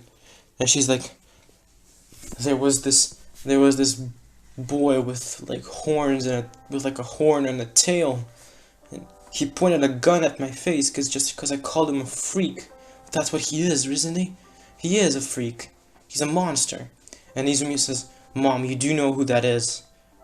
And Inko is like, "Who?" He's like, "That's Izuku, the useless one." And she's like, "What? But that can't be him. Izuku can't be a member of the RSF. No." And they're just like the whole Midori of like family. The two of them are like freaking out because, like, you know, they're thinking that Izuku's gonna want revenge, and Izuku is not gonna go out just killing people. He just threatens people, but that will come in later. But basically we skip over to the U.S.J. They're on the bus, and I'm just gonna skip the cafeteria thingy and all that, or if it didn't happen, I don't know, I don't really care. But they're on the bus, and Tsu is like starting to ask questions like about everyone's quirk, and they get to Shinso, and Tsuyu asks, "So Shinso, so what's your quirk? You never told us." And Shinso's like, "Fine. I can, it's basically mind control. I can mind control people if they talk back to me." And so everyone's like, "Yo, that's so cool." And Izumi's like, "Ha, you damn villain. What the heck are you doing in this hero course?" And Shinso just looks at Izumi with like quite an angered face, like an irritated face. She's like, "My whole life I've been dealing with people like you, you stupid bitch." And Izumi hears this and she activates her fire and is about to breathe it out, but then she just sees Izuku, like, who's sitting, I'll say he's just sitting next to Shinso. She just sees Izuku stand up on his seat and point a gun straight at her. And just say, "You dare. I swear to God, this bullet is gonna go right through your head. And I won't even regret it." And Izumi just sits back down. She just says, "I'm so sorry, I'm so sorry." And Izuku's like, "Yeah, that's right, that's right. Sit back down, you useless bitch." And people are like, okay. A bit harsh, but okay. And he sits back down and she's like, Shinso says, "Why'd you do that?" Izuku says, "I don't really like her. She's annoying. And spoiled, so, you know, calling people a villain just because they have a cool quirk doesn't really mean anything." And Shinzo's like, "You think my quirk's cool?" And he's like, "Yeah, I mean, mind control, powerful. If people don't know what your quirk is, basically you're unstoppable. You can just tell them to kill themselves and that'll be cool." And he just smiles sadistically. And Shinzo's like a bit freaked out, but not in like a bad way. She's like a bit scared. But that's not important. But they get to the U.S.J. and Izuku's just smoking and all that, just not caring. And oh god, I forgot about the hero versus villains. God. Oh, I forgot about that. Damn. I'm just gonna go back there for. Now I'm not gonna describe anything, but it was Shinso and Izuku versus Izumi and Bakugo. God, that could have been a great fight to describe, but I forgot about that, so sorry about that. But Izuku just beats the living crap out of Bakugo, and he beats the living crap, and Shinso beats the living crap out of Izumi, just mind controlling her, and you know, beating her up. Basically, yeah, that's how it went. Like one shot, basically. So sorry about that. But his hero costume, um, it's this. It's like an orange and black jacket, like this. And this smoke is like the smoke from his teleportation. And he's got like black pants with like orange like stripes and all that. So black and orange suit. So it's cool, matches. And so yeah, she's the 39. Whoa, what's her name? It had the same problem in the Winter Soldier movie. 39, 69. Oh, it was 13. It was 13, right? 13. Maybe 13 was 13. Damn. 13-year-old hero. Okay. So 13 is explaining like how quirks can be very dangerous and all that, and like rescue training. And they enter the building, and Izuku sees the portal, and he just whips out his badge, puts it on himself, whips out his handgun and a sword, and just says, Aizawa, villains. And Aizawa says, oh god, did they really have to attack? Izuku, you have my permission to attack, but just be careful.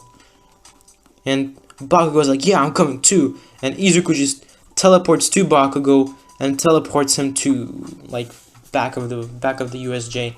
He just tells the whole class, everyone, grab each other's shoulders, and he grabs Bakugo's shoulder and somebody else grabs Bakugo's shoulder with like a chain, and everyone's thinking what he's gonna do, but Izuku just teleports all the students out of the U.S.J.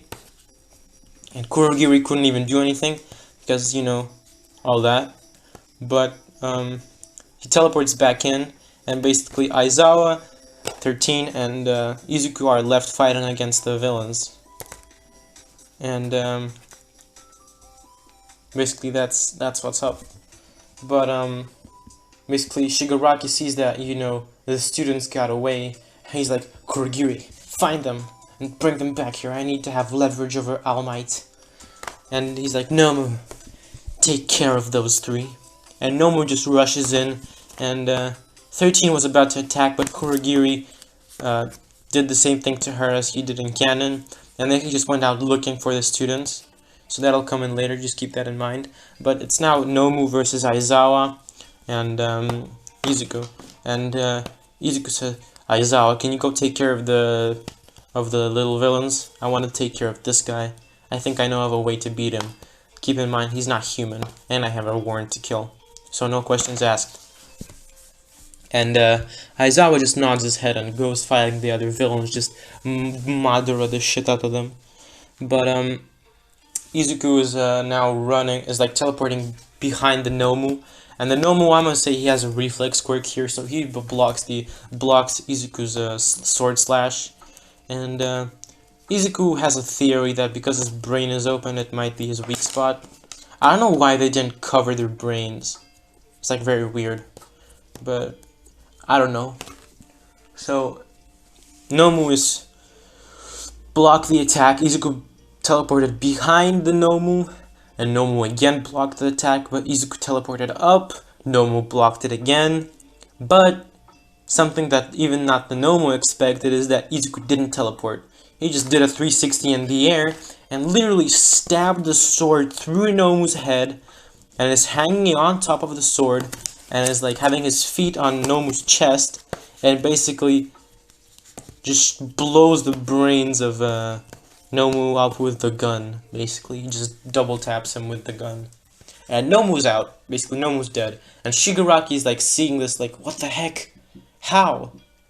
But then he sees like Kurogiri appears behind him and whispers something in his ear. And says, And then Shigaraki just smiles very evilly, and him and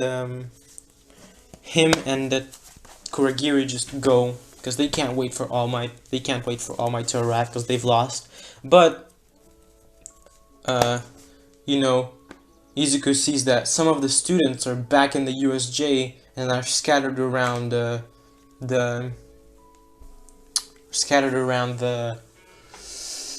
like the areas, the zones, and it's like only half. It's like a very small percentage of the students. It's Shinso. Yeah, basically, I'll just say that only Shinso got caught up in the warp gate, and she's in like the.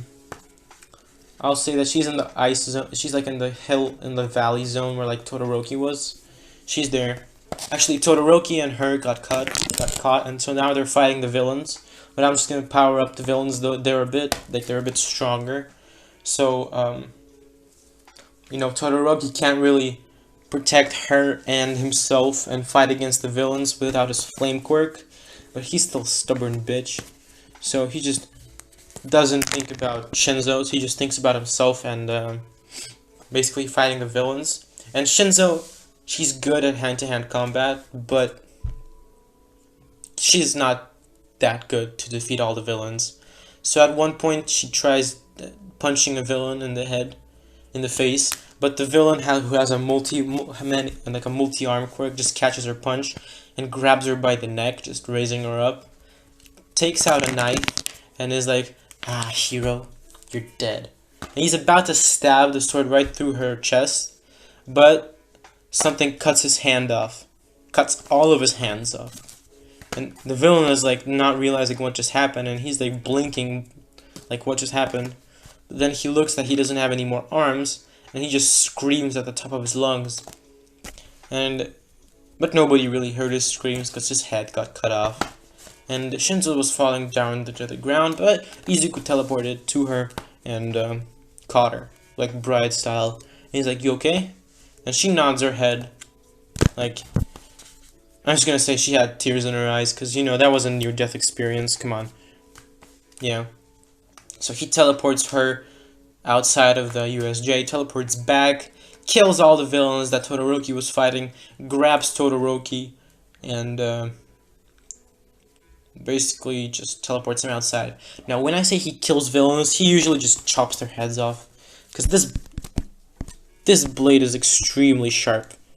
Basically, you can just slices through their heads like butter, through their necks like butter, basically.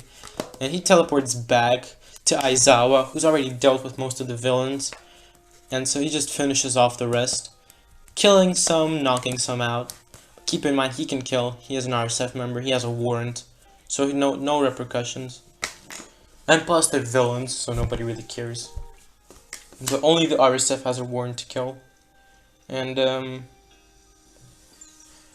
yep, basically All Might arrives and he's like, "Oh, I am here, where, what?"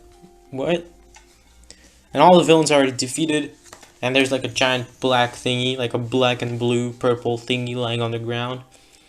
And Izuku, along with Aizawa, who's like, his leg, I'd say, got injured a bit, so he's like lumping over a bit. Izuku's helping Aizawa walk, are just coming towards All Might, and it's like, "Huh." Izuku just sarcastically says, "Huh, you're on time, All Might." And All Might's like, "Where are the students? Don't they need to be protected?" And Izuku says, "Don't worry, they're all taken care of." And All Might sees some heads on the ground, and he's like, "Who killed these villains?" And Izuku says, "It was me." And All Might's like, "You're not allowed to kill. We're heroes." And Izuku whips out his badge and says, "RSF, warned to kill, remember, All Might?" And All Might's like, "Oh, I always forget. Sorry about that, kid. You did a good job out there." And so they all walk out. The ambulances come. 13 gets taken in.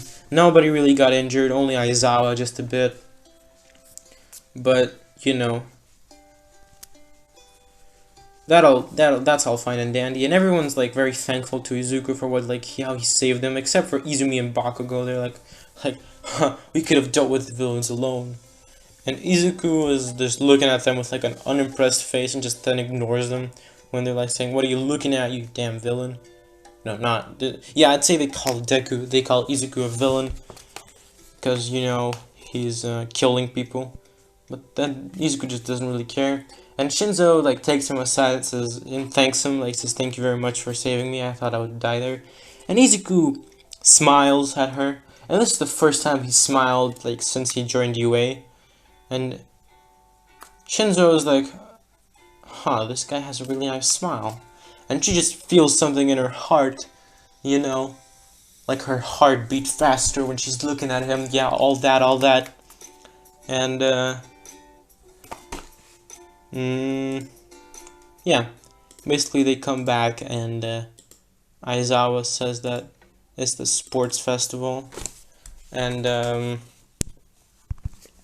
so yeah, Aizawa tells them about the sports festival. And tells them that they have 2 weeks to train. And Izuku's like, sure, whatever, and he just teleports back to his house. And Aizawa is like, I can never get used to that kid. But he takes Shinso, and they train for the next 2 weeks. And Bakugo and Izumi train together. And they want to beat Izuku up, you know.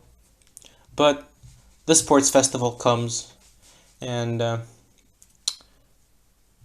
Bakugo still gives a speech about how he's gonna win. But we all know that's not gonna happen, because you know, Izuku, the man. And damn, why is there ukulele music why is there background ukulele music? Oh god, sorry about that. Why is there ukulele? Yeah, okay, sorry about that. Dealing with the music. I don't know if you can even hear it, but yeah. So it's the day of the sports festival. Bakugo gives his speech as usual, but we all know that's not gonna happen. And the race gets announced, and Izuku is like making it seem like he's about to run, getting in a running position. And on the cameras, people just see a giant grin on his face, and they're like, "Does that kid have like a speed quirk or something?" And the Midnight says go, and Izuku just disappears in a poof. And then the next thing people see is Izuku just at the finish line eating a bag of chips.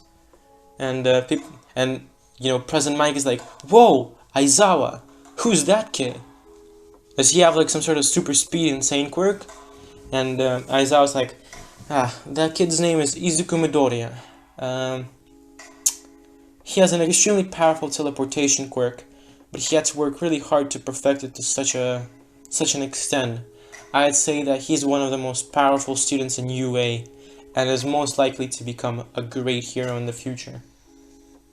Well, everyone in UA is likely to become a great hero, but this kid's a cut above the rest, that's for sure. And, you know, President Mike's like, picking favorites already. And Aizawa's like, no, not picking favorites. My favorite is my daughter.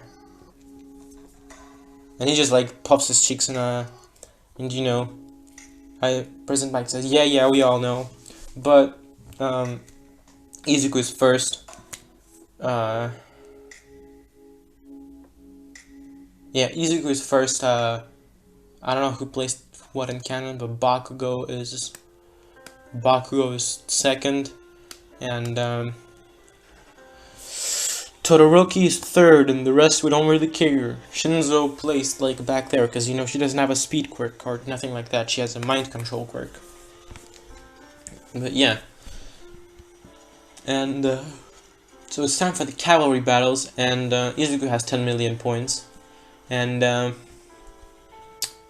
nobody really wants to be with him because you know everybody wants to get the 10 million points. And Izuku goes over to Midnight and says, can I be on a team by myself? And Midnight gives a call to Nezu saying, can he be on a team by himself? And Nezu says, sure, yeah. It'll be a bit hard for him. Actually, no. I don't think it'll be hard for him. With this quirk, it's pretty much going to be a piece of cake. And she says, sure. And people see how he's alone, and they're all thinking how this is going to be easy, he's by himself. But she announces the start of the cavalry battle. And, people try going for like Izuku, but Izuku just casually just dodges their attacks or just teleports away, like casually, not even like nonchalantly, just yawning, and smoking a cigarette from time to time, you know. People are like in the stands are thinking like how cool this guy is. But yeah, in the end, nobody really manages to get his 10 million points, so he's still in first place. And the matches get announced, and the first match is Izuku Midoriya versus Shinso Aizawa. And President Mike is like, well, that's one hell of a match. Aizawa's daughter versus the number one. And Aizawa is like a bit. He's not scared for his daughter, because I mean, he does hope that she can give a good show, but he doesn't expect her to win because Izuku is just too strong for anyone. Even he can't handle Izuku. Like, All Might could maybe stand a chance, but like against his teleportation and his overall skill, strength, and everything, yeah, that's just impossible. So that's what's up. And they both walk out on the stage, and as soon as they look at each other, Shinso is like, she knows that Izuku knows about her quirk, but so she thinks that she's not gonna really use it, only from time to time. And Izuku is thinking about how he just wants to do some hand-to-hand combat and maybe some teleporting from time to time. So they look at each other and then they nod. And Izuku says, "Let's have a good match." And imagine background music. This is what starts playing. So the whole fight, they're just like looking at each other and just kicking and punching each other, like blocking each other's attacks. So yeah, this is just character development for both of them. It's amazing. And even Aizawa seems to be able to hear this music. And it's just I don't like the singing. Just the saxophone part is just playing in the background, and you can imagine they're just kicking and punching each other. Izuku's not using his blades, just maybe like his nails and tails, and like giving her little cuts and stuff, and she's just punching him from time to time. But they're both enjoying themselves, and everyone is like hallucinating, probably saying that they're maybe just hearing this music, but it's like playing in everyone's head. But at one point, Izuku is just like, okay, it's time to end this. So he just teleports behind her back and neck chops her. And everyone is just like not realizing what just happened. But you know, if you didn't guess what the ship is this. Shinso. Female Shinso is the ship. Bam. But yeah. Basically, Aizawa was like, God damn it. Why did I hear Careless Whisper in my ears right now? Oh god. And everyone's thinking the same thing as Aizawa. But he takes Izuku just as Shinso's about to fall towards the ground, he takes Shinso bride style, and he just walks off the stage. And people are like clapping like crazy because it was actually a pretty satisfying like fight. And after that, all the other fights go as canon. Actually, I'll say that it's Todoroki beats Izumi, and now it's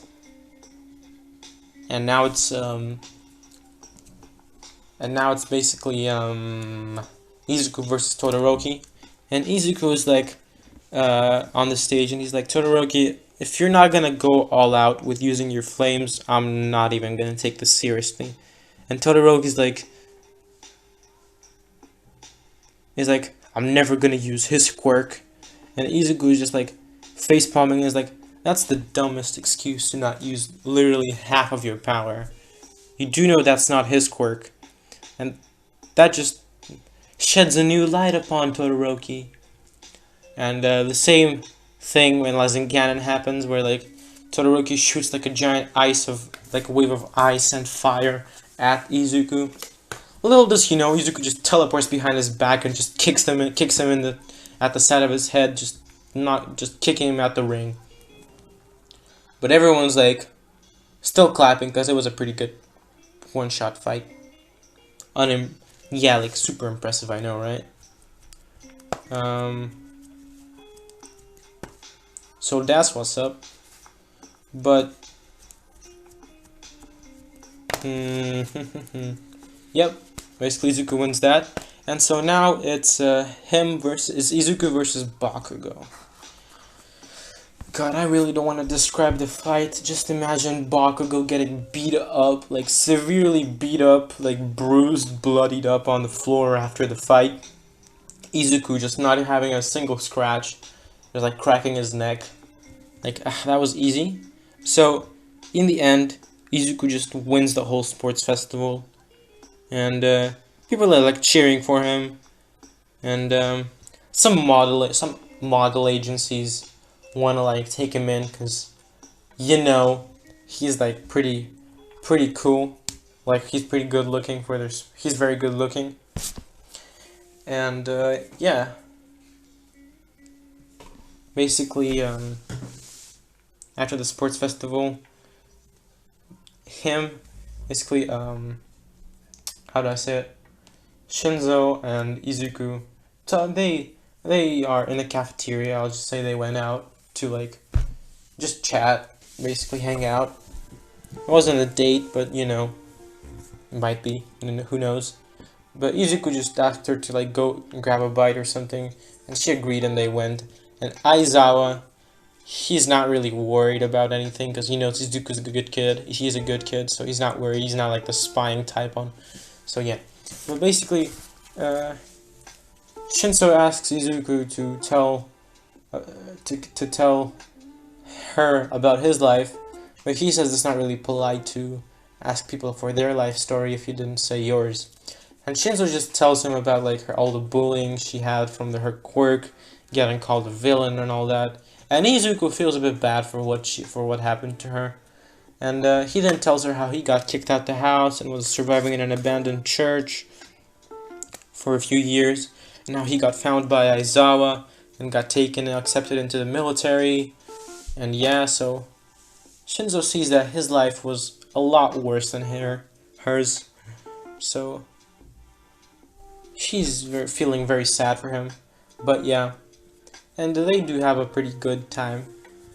But now it's time for them picking out their agencies. Yeah. It's agency time. And they come in there and Izuku got the most agency requests. And who should I make him intern with? Like, who should he intern with? I don't know, man. Oh, okay. I'm gonna say Ed Shot, like the number 4 hero, like the ninja dude. Yeah, he wanted Izuku to intern with him. And Izuku's thinking about how, you know, that's the best pick so far. Because he doesn't want to go with Endeavor. Because Izumi will be there. Because Endeavor saw fire. And so, fire quirk with Endeavor. And so, yeah. But basically, he's gonna intern with Ed Shot. Same with Shinso. Yeah, he saw her combat potential, and he does know about her quirk, so he thinks that he could help her out. So, Shinso and, why is there piano playing? Yeah, okay, basically Shinso and, Izuku are interning with Ed Shot. Yep, that's what's up. So they go to his agency. I'm not sure if he does have an agency, but I'm just gonna say that he does have an agency. And he does. Ed Shot, I don't know much about him, but he can like turn himself into like sharp stuff. So he's pretty strong. But they like introduce each other, talk about what they like and don't like the Team 7 introduction. Basically, that's what they do. And you know, Shinso says, I like nothing in particular. But then she like does like an extremely quick glance at Izuku, and Ed Shot, since he's like a ninja, sees this, and he's just in his head like, oh, okay, okay, I'll keep that in mind. But Izuku just says, I like noodles, just like my old family, that's it. And Edshot, he's like, okay. But I'm gonna say that they do go to Hosu City on patrol, like jumping from building to building. They're like ninjas and all that. But Izuku's just teleporting from building to building, because he has so much stamina that, imagine basically almost infinite teleportation. But like he'll get tired at some point, but like, imagine him teleporting like 50 meters, like every 2 seconds, and he'll get tired in 3 days. Just a bit tired in 3 days, so yeah. He'll get knocked out in like a week if he continues it that way. So basically, yeah. But I'll say that he can teleport across the world 5 times and then be pretty exhausted. So he's very OP. Teleport almost anywhere. So yeah, that's all fun and dandy. But they hear a lot of commotion and smoke coming from like the center of the city, and Edshot does know that Izuku is a member of the RSF. So he's like, Izuku, go solo. I'll take Shinso and we'll go check out the center, the smoke in the city. You go patrol. You go continuing patrol. And Izuku says, yes, sir. And he just like suicide falls off the building. And Shinso wants to like help him, but then she remembers like he can teleport. And Izuku's just poofed in the middle, like at one point, and just went jumping from building to building. When he heard screaming in an alley, like noises in an alley, and he went to check it out, and he saw the hero killer basically almost put a sword through Ida's chest, but he teleported to the hero killer and cut his arm off, basically. And the hero killer saw what Izuku just did, and he's like, are you a hero or are you a villain? And Izuku says, Stain, do you know who the Nightcrawler is? And Stain says, yes, actually one of my favorite vigilantes. Actually quite inspiring. And Izuku says, well, thanks for being a fan of me, but I'm sorry, but I'm gonna have to take you in. And Stain is like, what? You're the Nightcrawler? But why are you doing this? Don't you want to end all the fake heroes too? Izuku says, I don't like fake heroes, but I mean, man, you're a vigilante. Come on, I can't really do much. You've killed too many, actually. How about you come with me? I might give you a job at the RSF. The RSF does grant you a kill warrant, and you can stop fake heroes. How about it, eh? And hero killer is like, sure, fine, whatever. And so Izuku was like, but could you let the kid go? I mean, he doesn't deserve to die. And Stan is like, fine. So basically, thing with hero killer is done, but Izuku says, Stain, sorry, you're gonna have to go with the police right now, but I have to help out my comrades that are fighting in the center of the city. So don't say anything stupid to cause any more villains to pop up, but just go with the police for now. I already informed them on who I am and what you're gonna be doing, so just sit with them, drink some tea, you know, what you always do. And Stain just has like a tick mark on his forehead like this kid. But, you know, Izuku just teleports to the center of the city and saves Shinso from getting punched in the face by a Nomu. He just takes his sword out, twists the hand of the Nomu, basically causing it a lot of pain, and then just stabs the Nomu in the head. And I'm just gonna say that was like the second last Nomu. This last one got taken care of by Endeavor, basically. So yep, that's going on. And so Shinso is like, again, he saves me. And again he looks at her, and this starts playing again. This plays every time. Yeah, this displays every time Shinso looks at him, and Izuku looks at her. Yeah, without the like the creepy noises, but yeah. So the Hosu City incident gets taken care of, and Izuku just tells Nezu about how Stain should go to the RSF, and Nezu agrees, saying like, yes, the RSF will be perfect for him, and plus his ideals are pretty good. He doesn't want to kill everyone, just the fake heroes. So that's yep. So you can take him, Izuku. So Izuku just brings him to Patrick. They talk a bit. Izuku tells Patrick about Stain. Stain is like, yo. And Patrick does agree to take him in. And the whole team like says hi to Izuku. Izuku says hi to them, but says that he has to go take care of something. And tells them all bye. Stain gets like acquainted with the team. And all that and all that. But basically, Izuku goes to the hospital, seeing how Shinso's doing, because Shinso did have multiple injuries all over her body, because Nomu don't really talk, so she can't really mind control them. So I'm gonna keep telling you, she's good at hand-to-hand combat, but she's not that good. Basically, yeah. She can beat up a person, but not like a Nomu. She's not that good. But I'm just gonna say she has like a broken arm, and she has a broken arm and a few like cuts all there and then.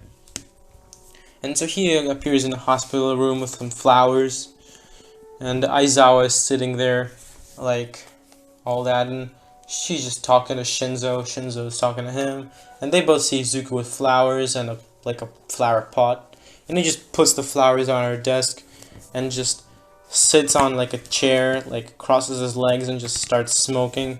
And Aizawa just has like a giant tick mark up here, and he's like, could you not smoke here? And Izuku says, Shinso, do you have a problem with me smoking here?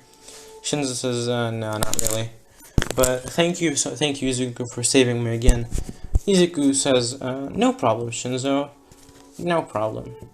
I have to go, but do you want to meet up on the weekend? About Saturday? I'll come pick you up. And Shinso and Aizawa is like, are you asking my daughter out on a date, Izuku? Izuku says, kinda, yeah, I'm asking her out on a date. And Shinso is just blushing a bit, but she says, sure. And Izuku smiles at her and poofs away. Yeah, and so they go meet up at the weekend. Actually, Izuku just teleports to her house. Basically, the moment he teleports, he sees Aizawa just sitting like on the stairs, just having like that Sasuke look at him, just like, yeah, if you know, you know. But he just says very quietly, Izuku, I trust you, but if anything happens to her, you're dead. And Izuku, he just gulps down, because, Aizawa, when he's angry, he can be scary. But he's like, don't worry, Aizawa, everything will be fine. But Shinso come out looking like this, but without the mask. But she be looking like this. And Aizawa is like looking at her, like giving her that look, like, why are you wearing those? Why are you wearing that, bro? Why? Like, it's just a date. And Izuku is just looking at her like, yeah, that's what I like. So he just take Shinso's hand and he just teleport away. Aizawa just start swearing like crazy, like, this fucking kid, so fucking annoying. But yeah, basically they be going on their little date, like having some fun, No, they ain't. Their hormones ain't kicking in yet. Don't worry about that. But yeah, they in a cafe talking about life, all that cool stuff. Just having a nice talk, having some fun. And it's like already late. It's like about, I'ma say it's like around 9, and Aizawa told her to be home by 10. So Izuku pays for the stuff, for the food and the drinks, and they go out for a walk in the park, and they're just walking around looking at stuff, having a very nice time. And I'ma say it's like it's 9:57, and they're gonna teleport back soon. Well, I'm not even saying they're gonna have to go back, they're gonna have to teleport back. That's how crazy this is. But basically, when they about to teleport, Shinso just grab him by the collar, and what should he be wearing? I'ma just say he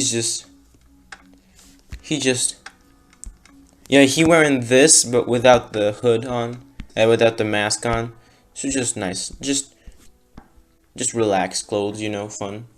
And she just grab him by the collar and pull him in for a kiss. Izuku's a bit startled, but you know, he don't pull out. He don't pull. Oh god, what? Okay, he don't pull away. So they be making out for about 4 minutes, and it's 10:01. And like Shinso's phone is going crazy, and Izuku's phone is going crazy. Like both their phones are exploding, and they both know exactly who that is. It's Aizawa. He's at his house just screaming at the top of his lungs like, "Izuku, what have you done to my daughter?" And Izuku finally pulled away and said, we need to go." And he teleported back to her house. Basically, Aizawa sees them, and he just runs at Izuku with like his punch. Izuku just teleports behind Shinso's back, kisses her on the cheek, and just teleports away. And Aizawa just saw that, and he's like, oh, damn, that guy moves fast." And Shinso's a bit red, you know, she all red, but she just ignore it and go to sleep. So I'ma say next day it's the final exams. Like they didn't study, but they good. Like only like Bakugo and probably like Izumi ain't passing because they don't study. They still think that they're like the best in the class. Their superiority complexes are over the roof, man. And basically they think they're good, but basically what happened is how can I say this? Bakugo and Izumi failed the written portion. They literally just blew it. Like, no. Like, almost, like, below 50%. That's how low they got. And, they thinking that, you know, written portion doesn't matter. We're heroes, not nerds. And Izuku's getting 100, 101 actually. Shinso's getting 100, and all the other canons pass. But for the battles, I'ma say UA knows not to put Bakugo and Izuku on the same team. Same with Izumi and Izuku. So they don't do that because they're afraid of what might happen. They're not afraid for the heroes. They're afraid for either Izumi or Bakugo because they're just gonna get killed out there. Either it's the heroes because they think they're too good, or it's just gonna be Izuku snapping. But they put Deku on a team with Shinso. And they are against, they're against Aizawa. Yep, they're against Aizawa. And Izumi and Bakugo are against All Might. So, you know, Aizawa's thinking like it's gonna be difficult, but yeah, but he's jumping from roof to roof like a true shinobi. And then Aizawa uses fireball jutsu the shit out of everyone. But no. Imagine though. And that could be a great what if idea. Shinobi All Might. How would that look? Bulky All Might doing backflips in the air. Doing like splits in the air. But Yeah, Aizawa is just jumping from roof to roof, and Izuku and Deku and Shinso already have a plan. Like, she's gonna try to provoke Aizawa, but they both know that it's not gonna work. So Izuku is gonna act like a decoy and assault at the same time, basically making it look like basically making a double trap or like triple trap. Basically, Izuku is gonna be like the decoy, and Shinso's gonna go in for the attack. Then Izuku stop attacking, Shinso starts attacking. Then they both start attacking. Then one of them disappears, and then the other one starts blowing punches. And then they both rush in, and Izuku at the end just goes in from behind and kicks him in the face. That was their plan, and that is exactly how it went. I really don't want to be focusing on final exams that much, but yeah, that's just how it went. You heard the plan. They did it like perfect. They beat Aizawa basically. So that was pretty cool because Aizawa can't cancel Izuku's quirk. He can only cancel Shinso's quirk, and since Shinso wasn't really depending on her quirk, he didn't really stand much of a chance. But they all still end up going to the forced training camp arc. Yeah. Basically, let me talk a bit about the League of Villains. Basically, all the people who were like Spinner, Toga, or like all of them, Lot and Dobby, who joined because of, Stain's message. And this one, Stain is a member of the RSF, and so is Dobby. Yeah, I know. Dobby's like the coolest character, but no. Well, in my opinion, he's one of the coolest characters. He's just so cool. Like, badass and all that. But Dobby and Stain are a member of the RSF both together. Like, Dobby was recruited by Bob and Patrick at the same time because they thought that he could be a great soldier. And Stain was suggested by by Deku, so they're all good with that. So yeah, basically Toga is just doing her vampire stuff somewhere, and Spinner, yeah, Spinner is just doing his thing, but he's not with the League of Villains. So the League of Villains is much weaker. So this time, yeah, something's different gonna happen. Basically, the forced training arc happens, and when they're like on the bus and all talking, Deku's just talking to Shinso.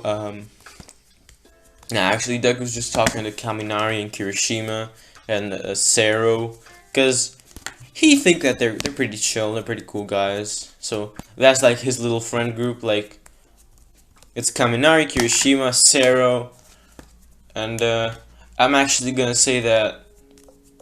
Who should I add in there? I wanna say Sugar Rush. Yeah, Sugar Rush Boy is also in their friend group, so it's like the 5 of them, and they all having some fun. They just talking about life, and Shinso's talking with girls. Ray, no, not Ray. God damn, no. Shinso has her little friend group, and it's Shinso, Tsuyu, Jiro. Who else is a girl? Momo, and all them lot. Izumi and Bakugo are just stone-faced, sitting in like the front of the bus, thinking like they're the example students. Todoroki's thinking about how he's still having daddy issues, and Ida is just Ida, hand guy, depressed. Mineta doing his thing. They all having fun.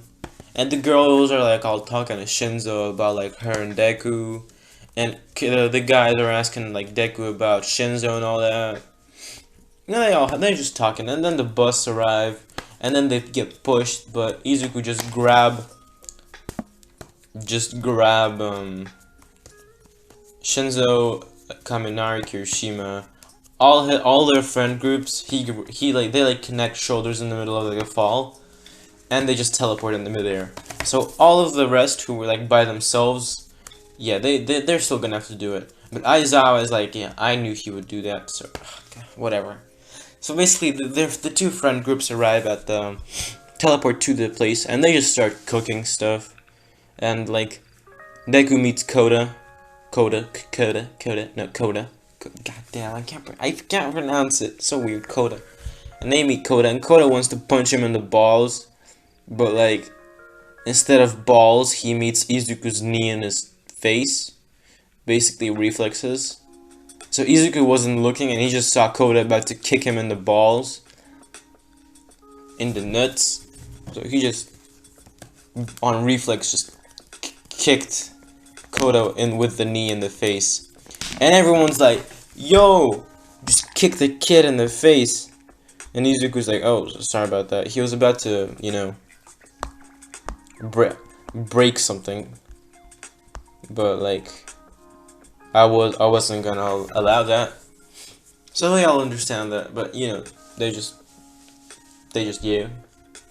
So they be cooking food, and Izuku, Deku, he's a great cook, and he's just in the kitchen with like an apron, and a shirt off, like basically this, with like an apron and smoking at the same time, with like the pan and like the fire, just all that.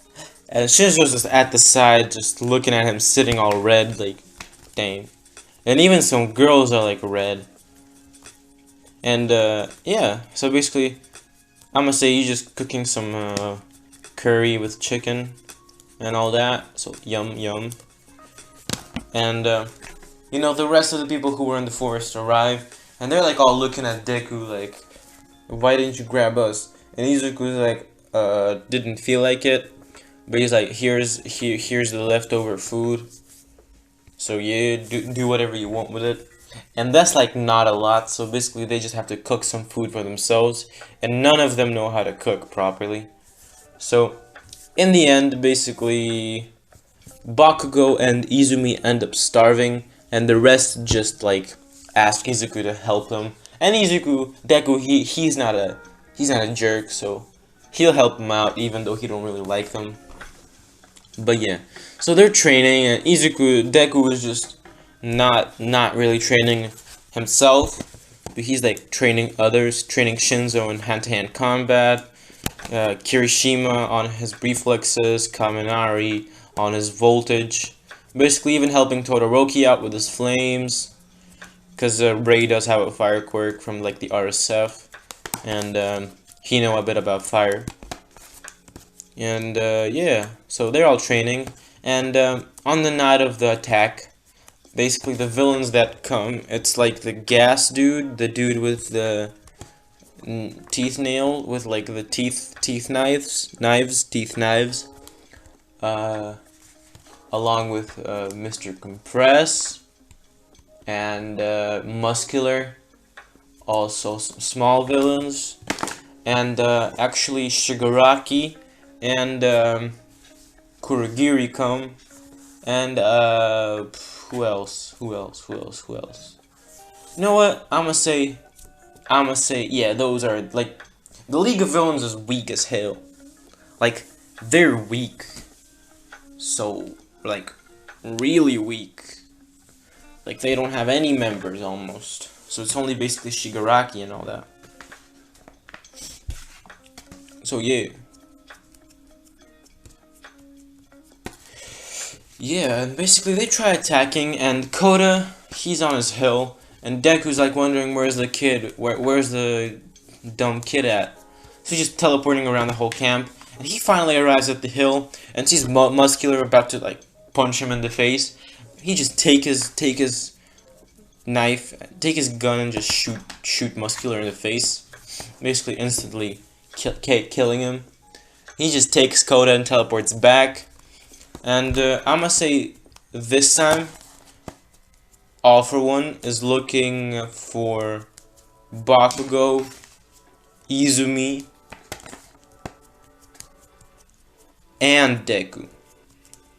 But here's where things are gonna go different. When Izuku learns that the League of Villains is after basically Bakugo and Izumi and him, he's like, even though I don't really like them, I just need to save them just because I'm a hero and all that. But like, when Actually, Shigaraki and Kurogiri go meet up with Izumi and Bakugo, and they say that they wanted them to join the League of Villains. And the Shigaraki is smart. I don't care about anything, but he's pretty intelligent as a leader, in my opinion. Or somebody else's, but you know, All For One told them to like hit their weak spot, basically telling them they could defeat Deku with the power All For One will give him. And so he tell them that if they join him, they can become the greatest heroes and all that, and defeat Deku once and for all. And you know, Bakugo and Izumi, being the dumbasses they are, they say, "Oh, we can defeat Deku? Yeah, we'll join you." And so Shigaraki's just grinning. And so basically, the moment Deku teleport to them, Izumi and Bakugo are going into the portal, and Bakugo just turns around and just grins at him, saying like, "We'll defeat you with this power." And Deku isn't really trying to stop them, but he just face palms like, "What the fuck is wrong with those guys?" So yeah, basically that's how Force Training Camp ends, and the Hideout raid is on its way. And I'm gonna say that this time All For One is smarter, and he knows that, you know, All Might will attack the place. So basically he knows that Deku didn't go, but yeah, so he moved Izumi and Bakugo to another facility like far away. So basically the attack happens as canon, and I'm gonna say that All Might asked Deku not to interfere because it's his last fight with All For One. So Deku is like, okay, no problem. So the fight goes canon, but this time like no Bakugo escape scene, because Bakugo and Izumi are villains now. And Bakugo's villain name is Lord Explosion Murder, and Izumi's name is Fire Bitch. Yeah, her name is Fire Bitch.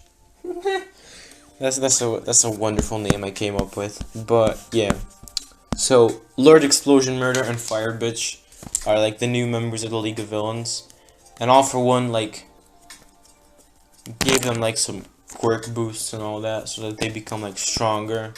And I'm gonna say now Izumi can like emit fire from her whole body, and Bakugo's explosions are stronger, and his max is a nuclear explosion. But that's like self-suicide. It's like Deidara's like the big bomb thingy where he like turned into Patrick. Basically, yeah. Patrick Star. But basically that's it, and everyone's like, after the attack, everyone's like thinking, why the heck? Because Izuku told them like those two just went with the villains freely, and people are, yeah, they're like, oh god, why would they ever do that? Probably to defeat Deku or some shit like that. But Deku just face palming, spamming the face palm emoji, or like chatting on his chatting with the group chat. He's like, those guys are weird. And he don't care about that, like, he ain't like Naruto, oh, I'ma bring them back to become heroes again. No, he's just like, I kill them on sight. And he tells that to All Might, that he's just gonna kill them on sight. They're villains, so he can't really do much. And All Might can't really disagree with that logic. So yeah. All that. But Provisional Hero License Exam arc, don't care. Like, I honestly couldn't care less about that. Just know that Deku didn't participate because he already had his license. Imagine Deku has more authority than a hero. Basically, that's what it is. RSF is big leagues. So, Shei Hasaikai arc, Deku is just patrolling the place by himself, just teleporting from building to building. And he sees Mirio and like some random dude see Eri and like talk to her and let her go. And he do see that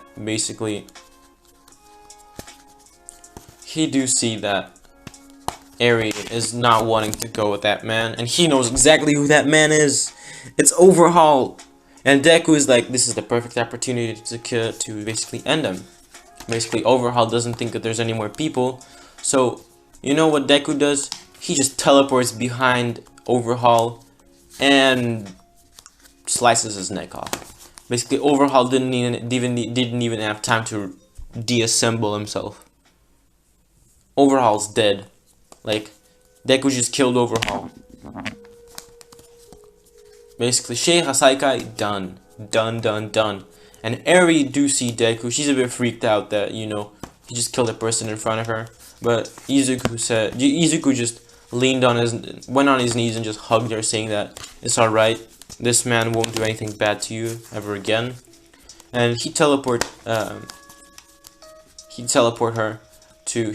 Eri to UA, basically to Nezu's office, telling that he just killed a Shei Hasaikai boss, Overhaul, and this girl probably used for some experiments. And he's just gonna, I'm gonna raid their base really quick. So he teleports to their base, and first thing he sees is all the 8 bullets gearing up because they just heard their boss died. Because like he wasn't responding to comms. And so he just take out his gun and wakizashi, shoot 2 people in the face like immediately, teleport behind their 2 backs, slicing their heads off. And the other like that are left are just scared, so they don't really care, they just run away. And so I'm gonna say that no one really had the quirk erasing bullets. So he just looking around the base, and he find the quirk bullets, their quirk erasing bullets, and he just takes a few and breaks the other and like destroys all the research. So yeah, basically no more quirk erasing bullets. So that's how it is. Yup. Basically that's done. Remedial course. I don't remember what that is. So sorry, I don't remember what that is. Wait, let me just see what the remedial course was. Having fun. That's with winning the heart. Oh, wow. That's what it was. Oh, so actually I'm gonna do the remedial course now. Izuku is gonna have to learn how to talk to kids and all that. So he's being sent to an elementary, and like the kids there are crazy as canon. It's like they don't really care. And Izuku is like first calmly just said, "Hello everyone, I'm Izuku Midoriya," and nobody cares. And then he's just letting off this death aura. He's just like bloodlust on another level, and all the kids are like freezing, like they just froze in place, and they're all looking at Deku, and Deku's just smiling at them, and he's like, "Alright kids, how about we all sit down calmly and listen to what I have to say?" And he's just smiling, like, you know, the maniacal smile, like, "I'm gonna kill you if you don't do it." So the kids are like gulping, and they're just sitting down, and he lets the bloodlust go, and immediately the whole aura changes. Basically it's like rainbows and like unicorns everywhere, and he's like, "Okay, hello everyone, my name is Izuku Midoriya. I'm just here to talk to you all, talk to you about your quirks, and just you know, learn a bit." And one kid's like, "Huh, who the heck are you?" And Izuku is like, "Have you ever heard of the RSF?" And one of the kids like, "Yeah, it's like these cool guys who do secret missions. I actually want to be a member of the RSF when I grow up." And Izuku is like, "Huh, kid. Well, that's a good thing, because I'm a member of the RSF." And they're like, and everyone's like, "What?" And he just whips out his badge, and this badge is widely known. And so people are like, "Whoa." And so Deku just tell them about like their quirks, like it's so fun, and he just tell them all how to improve, and he showed them his quirk, and like he just having a good time with the kids. And like UA sees that, you know, he's good with kids. So yeah, basically UA school festival.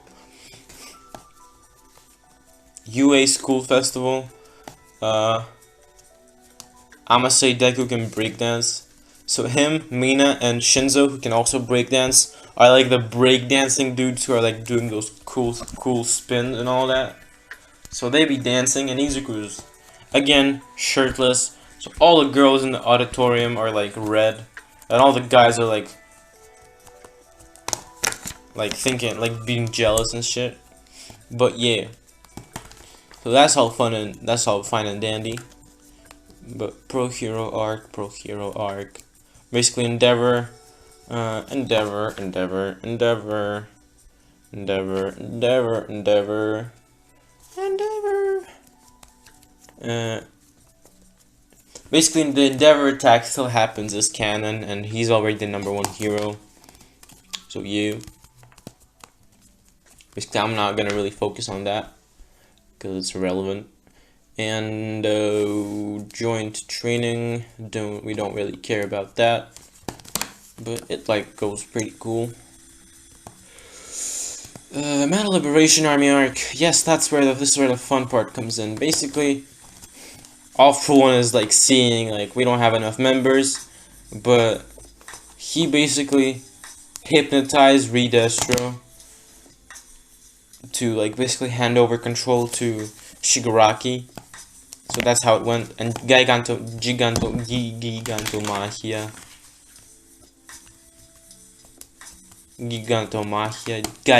Oh god, the big dude, god shit, fuck, what the, oh god, bro, my like curse words are getting more and more creative every second, but he somehow found a way to hypnotize Redestro telepathically through like his prison cell, so yeah, and Gigantomachia also was hypnotized because all for one needed Gigantomachia to follow Shigaraki's lead, and basically like the two lieutenants of the whole the lieutenants of the whole League of Villains, of the whole like Meta Liberation Army, are Shigaraki, who's like the supreme commander, Getten is a lieutenant, Bakugo and Izumi are lieutenants, and Mr. Compress is a lieutenant, and that's basically it.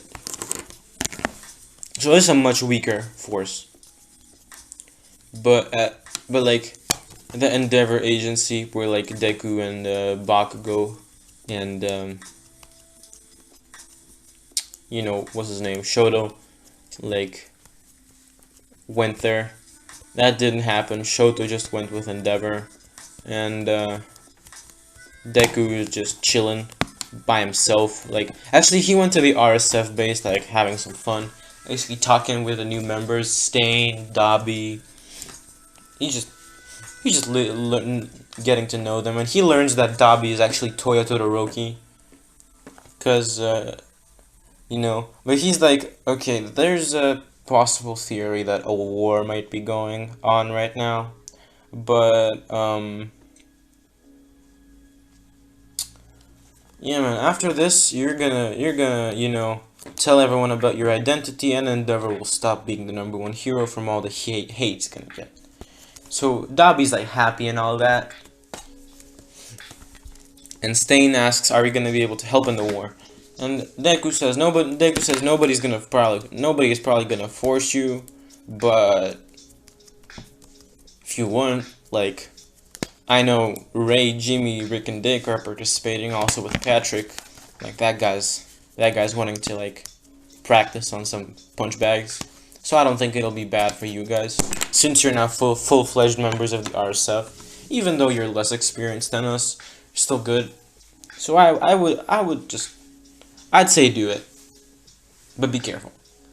And they all agree. So the RSF will be participating in the war, and like they're leading the assault groups, like the two assault teams. I don't remember how it went, but I'm just gonna say that the rescue team, Shinso, was in it. So Deku is like, you are not gonna go to the assault team. Like, no, and no.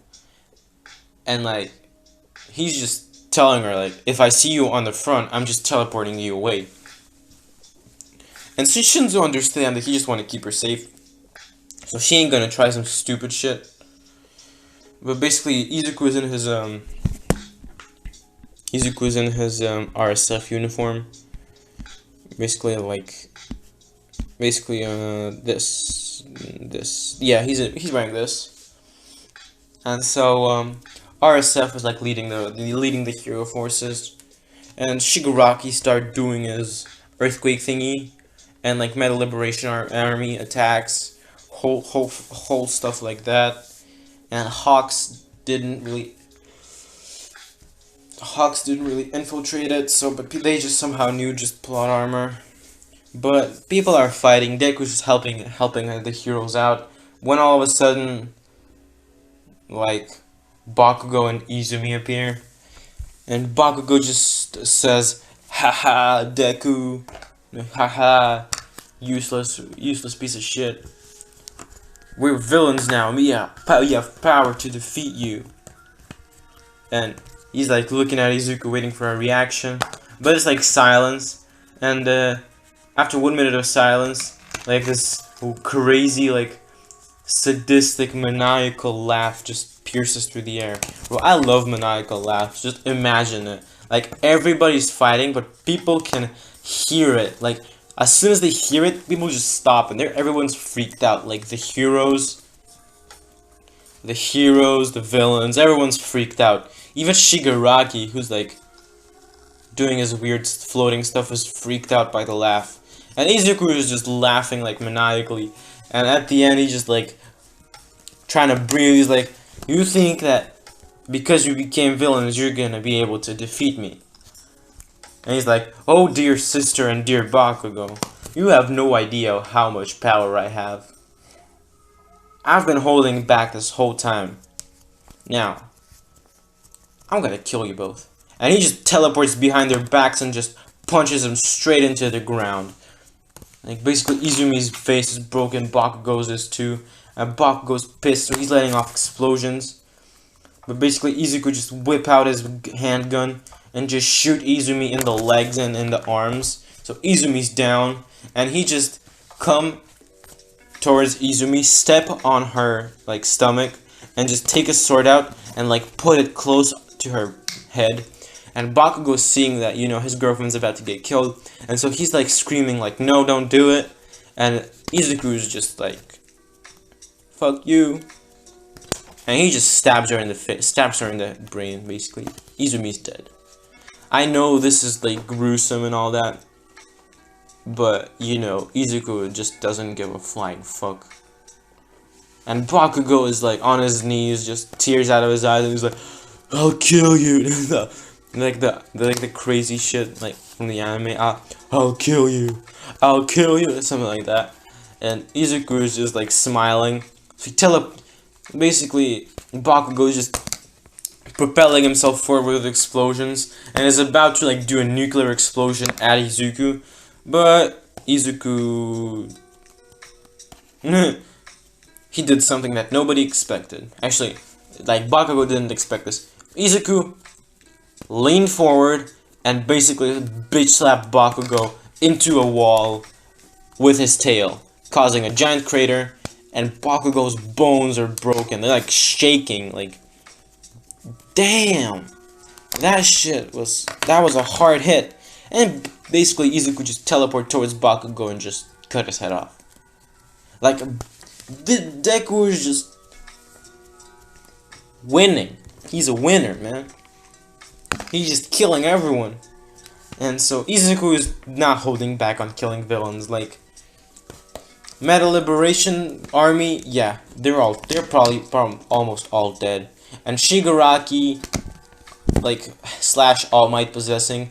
I don't remember who I gave All for One to, but I think I said it's Mirio, but like, so Mirio is fighting Shigaraki, and he's having a bit of trouble actually, because I'm giving Shigaraki a bit of a power boost, because you know he had to do most of the missions by himself, because they didn't really have a team, so he's stronger.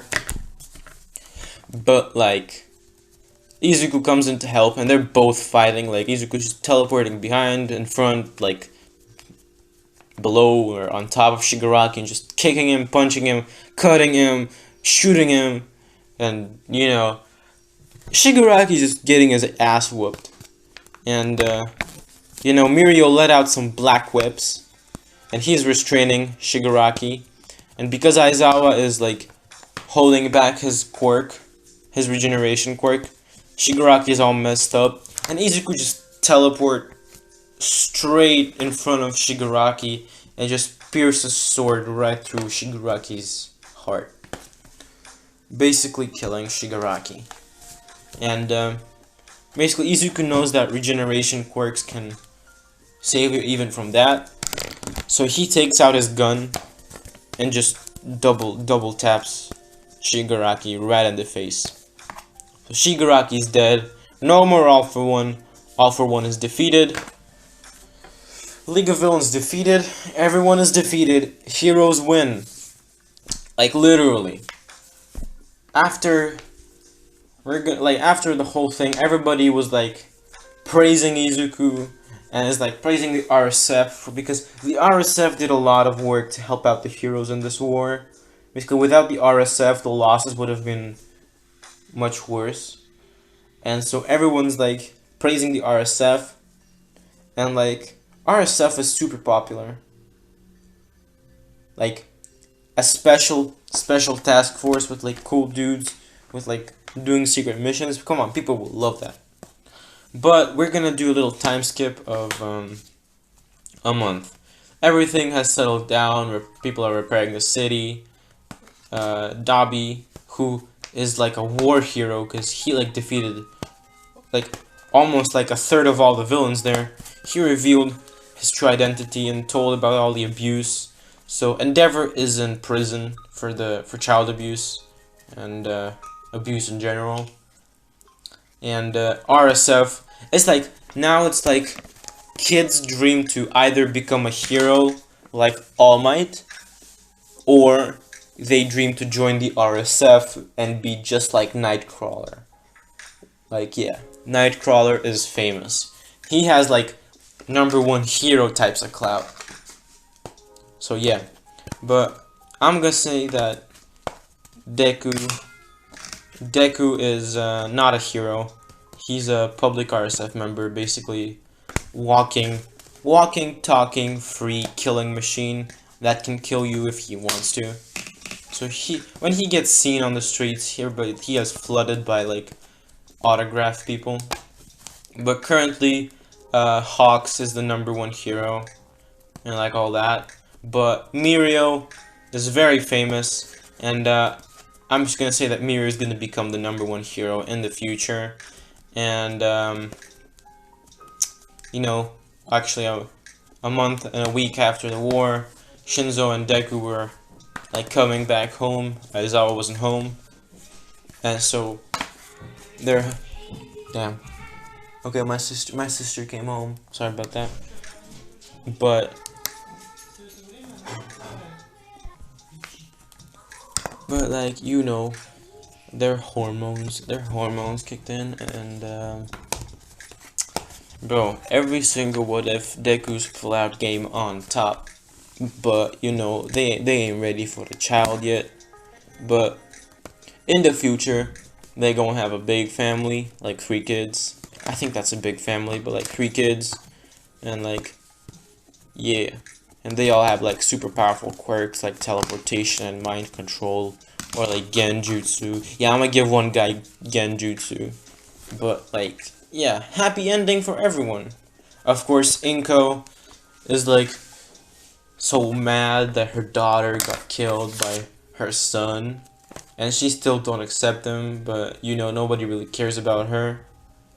And yeah, Hisashi's like watching from like the other world, and he's just like laughing his ass off with like how Inko is like angry at stuff. But like, yeah. But guys, oh god, I don't know if this is a good movie. If this was a good movie, I'm posting it anyways. But I do hope you enjoyed, and if you didn't enjoy it, sorry. There's a great idea I've been having. It's amazing. Like, I'm actually fond of the idea. The next one probably, but probably expect one of the next What Ifs to be a Deku or a Naruto Kuruma's son What If. Expect one of those. But yeah, I hope you enjoyed this one. Again, like, subscribe, comment, share the video. Guys, join the Discord server. Oh god, we got Aaron, who simps for moms. We got Blast Heads, who's just Blast Heads. We got like Amaterasu, who's doing his thing there. So just join the Discord server. It's fun. It's weird, and yeah.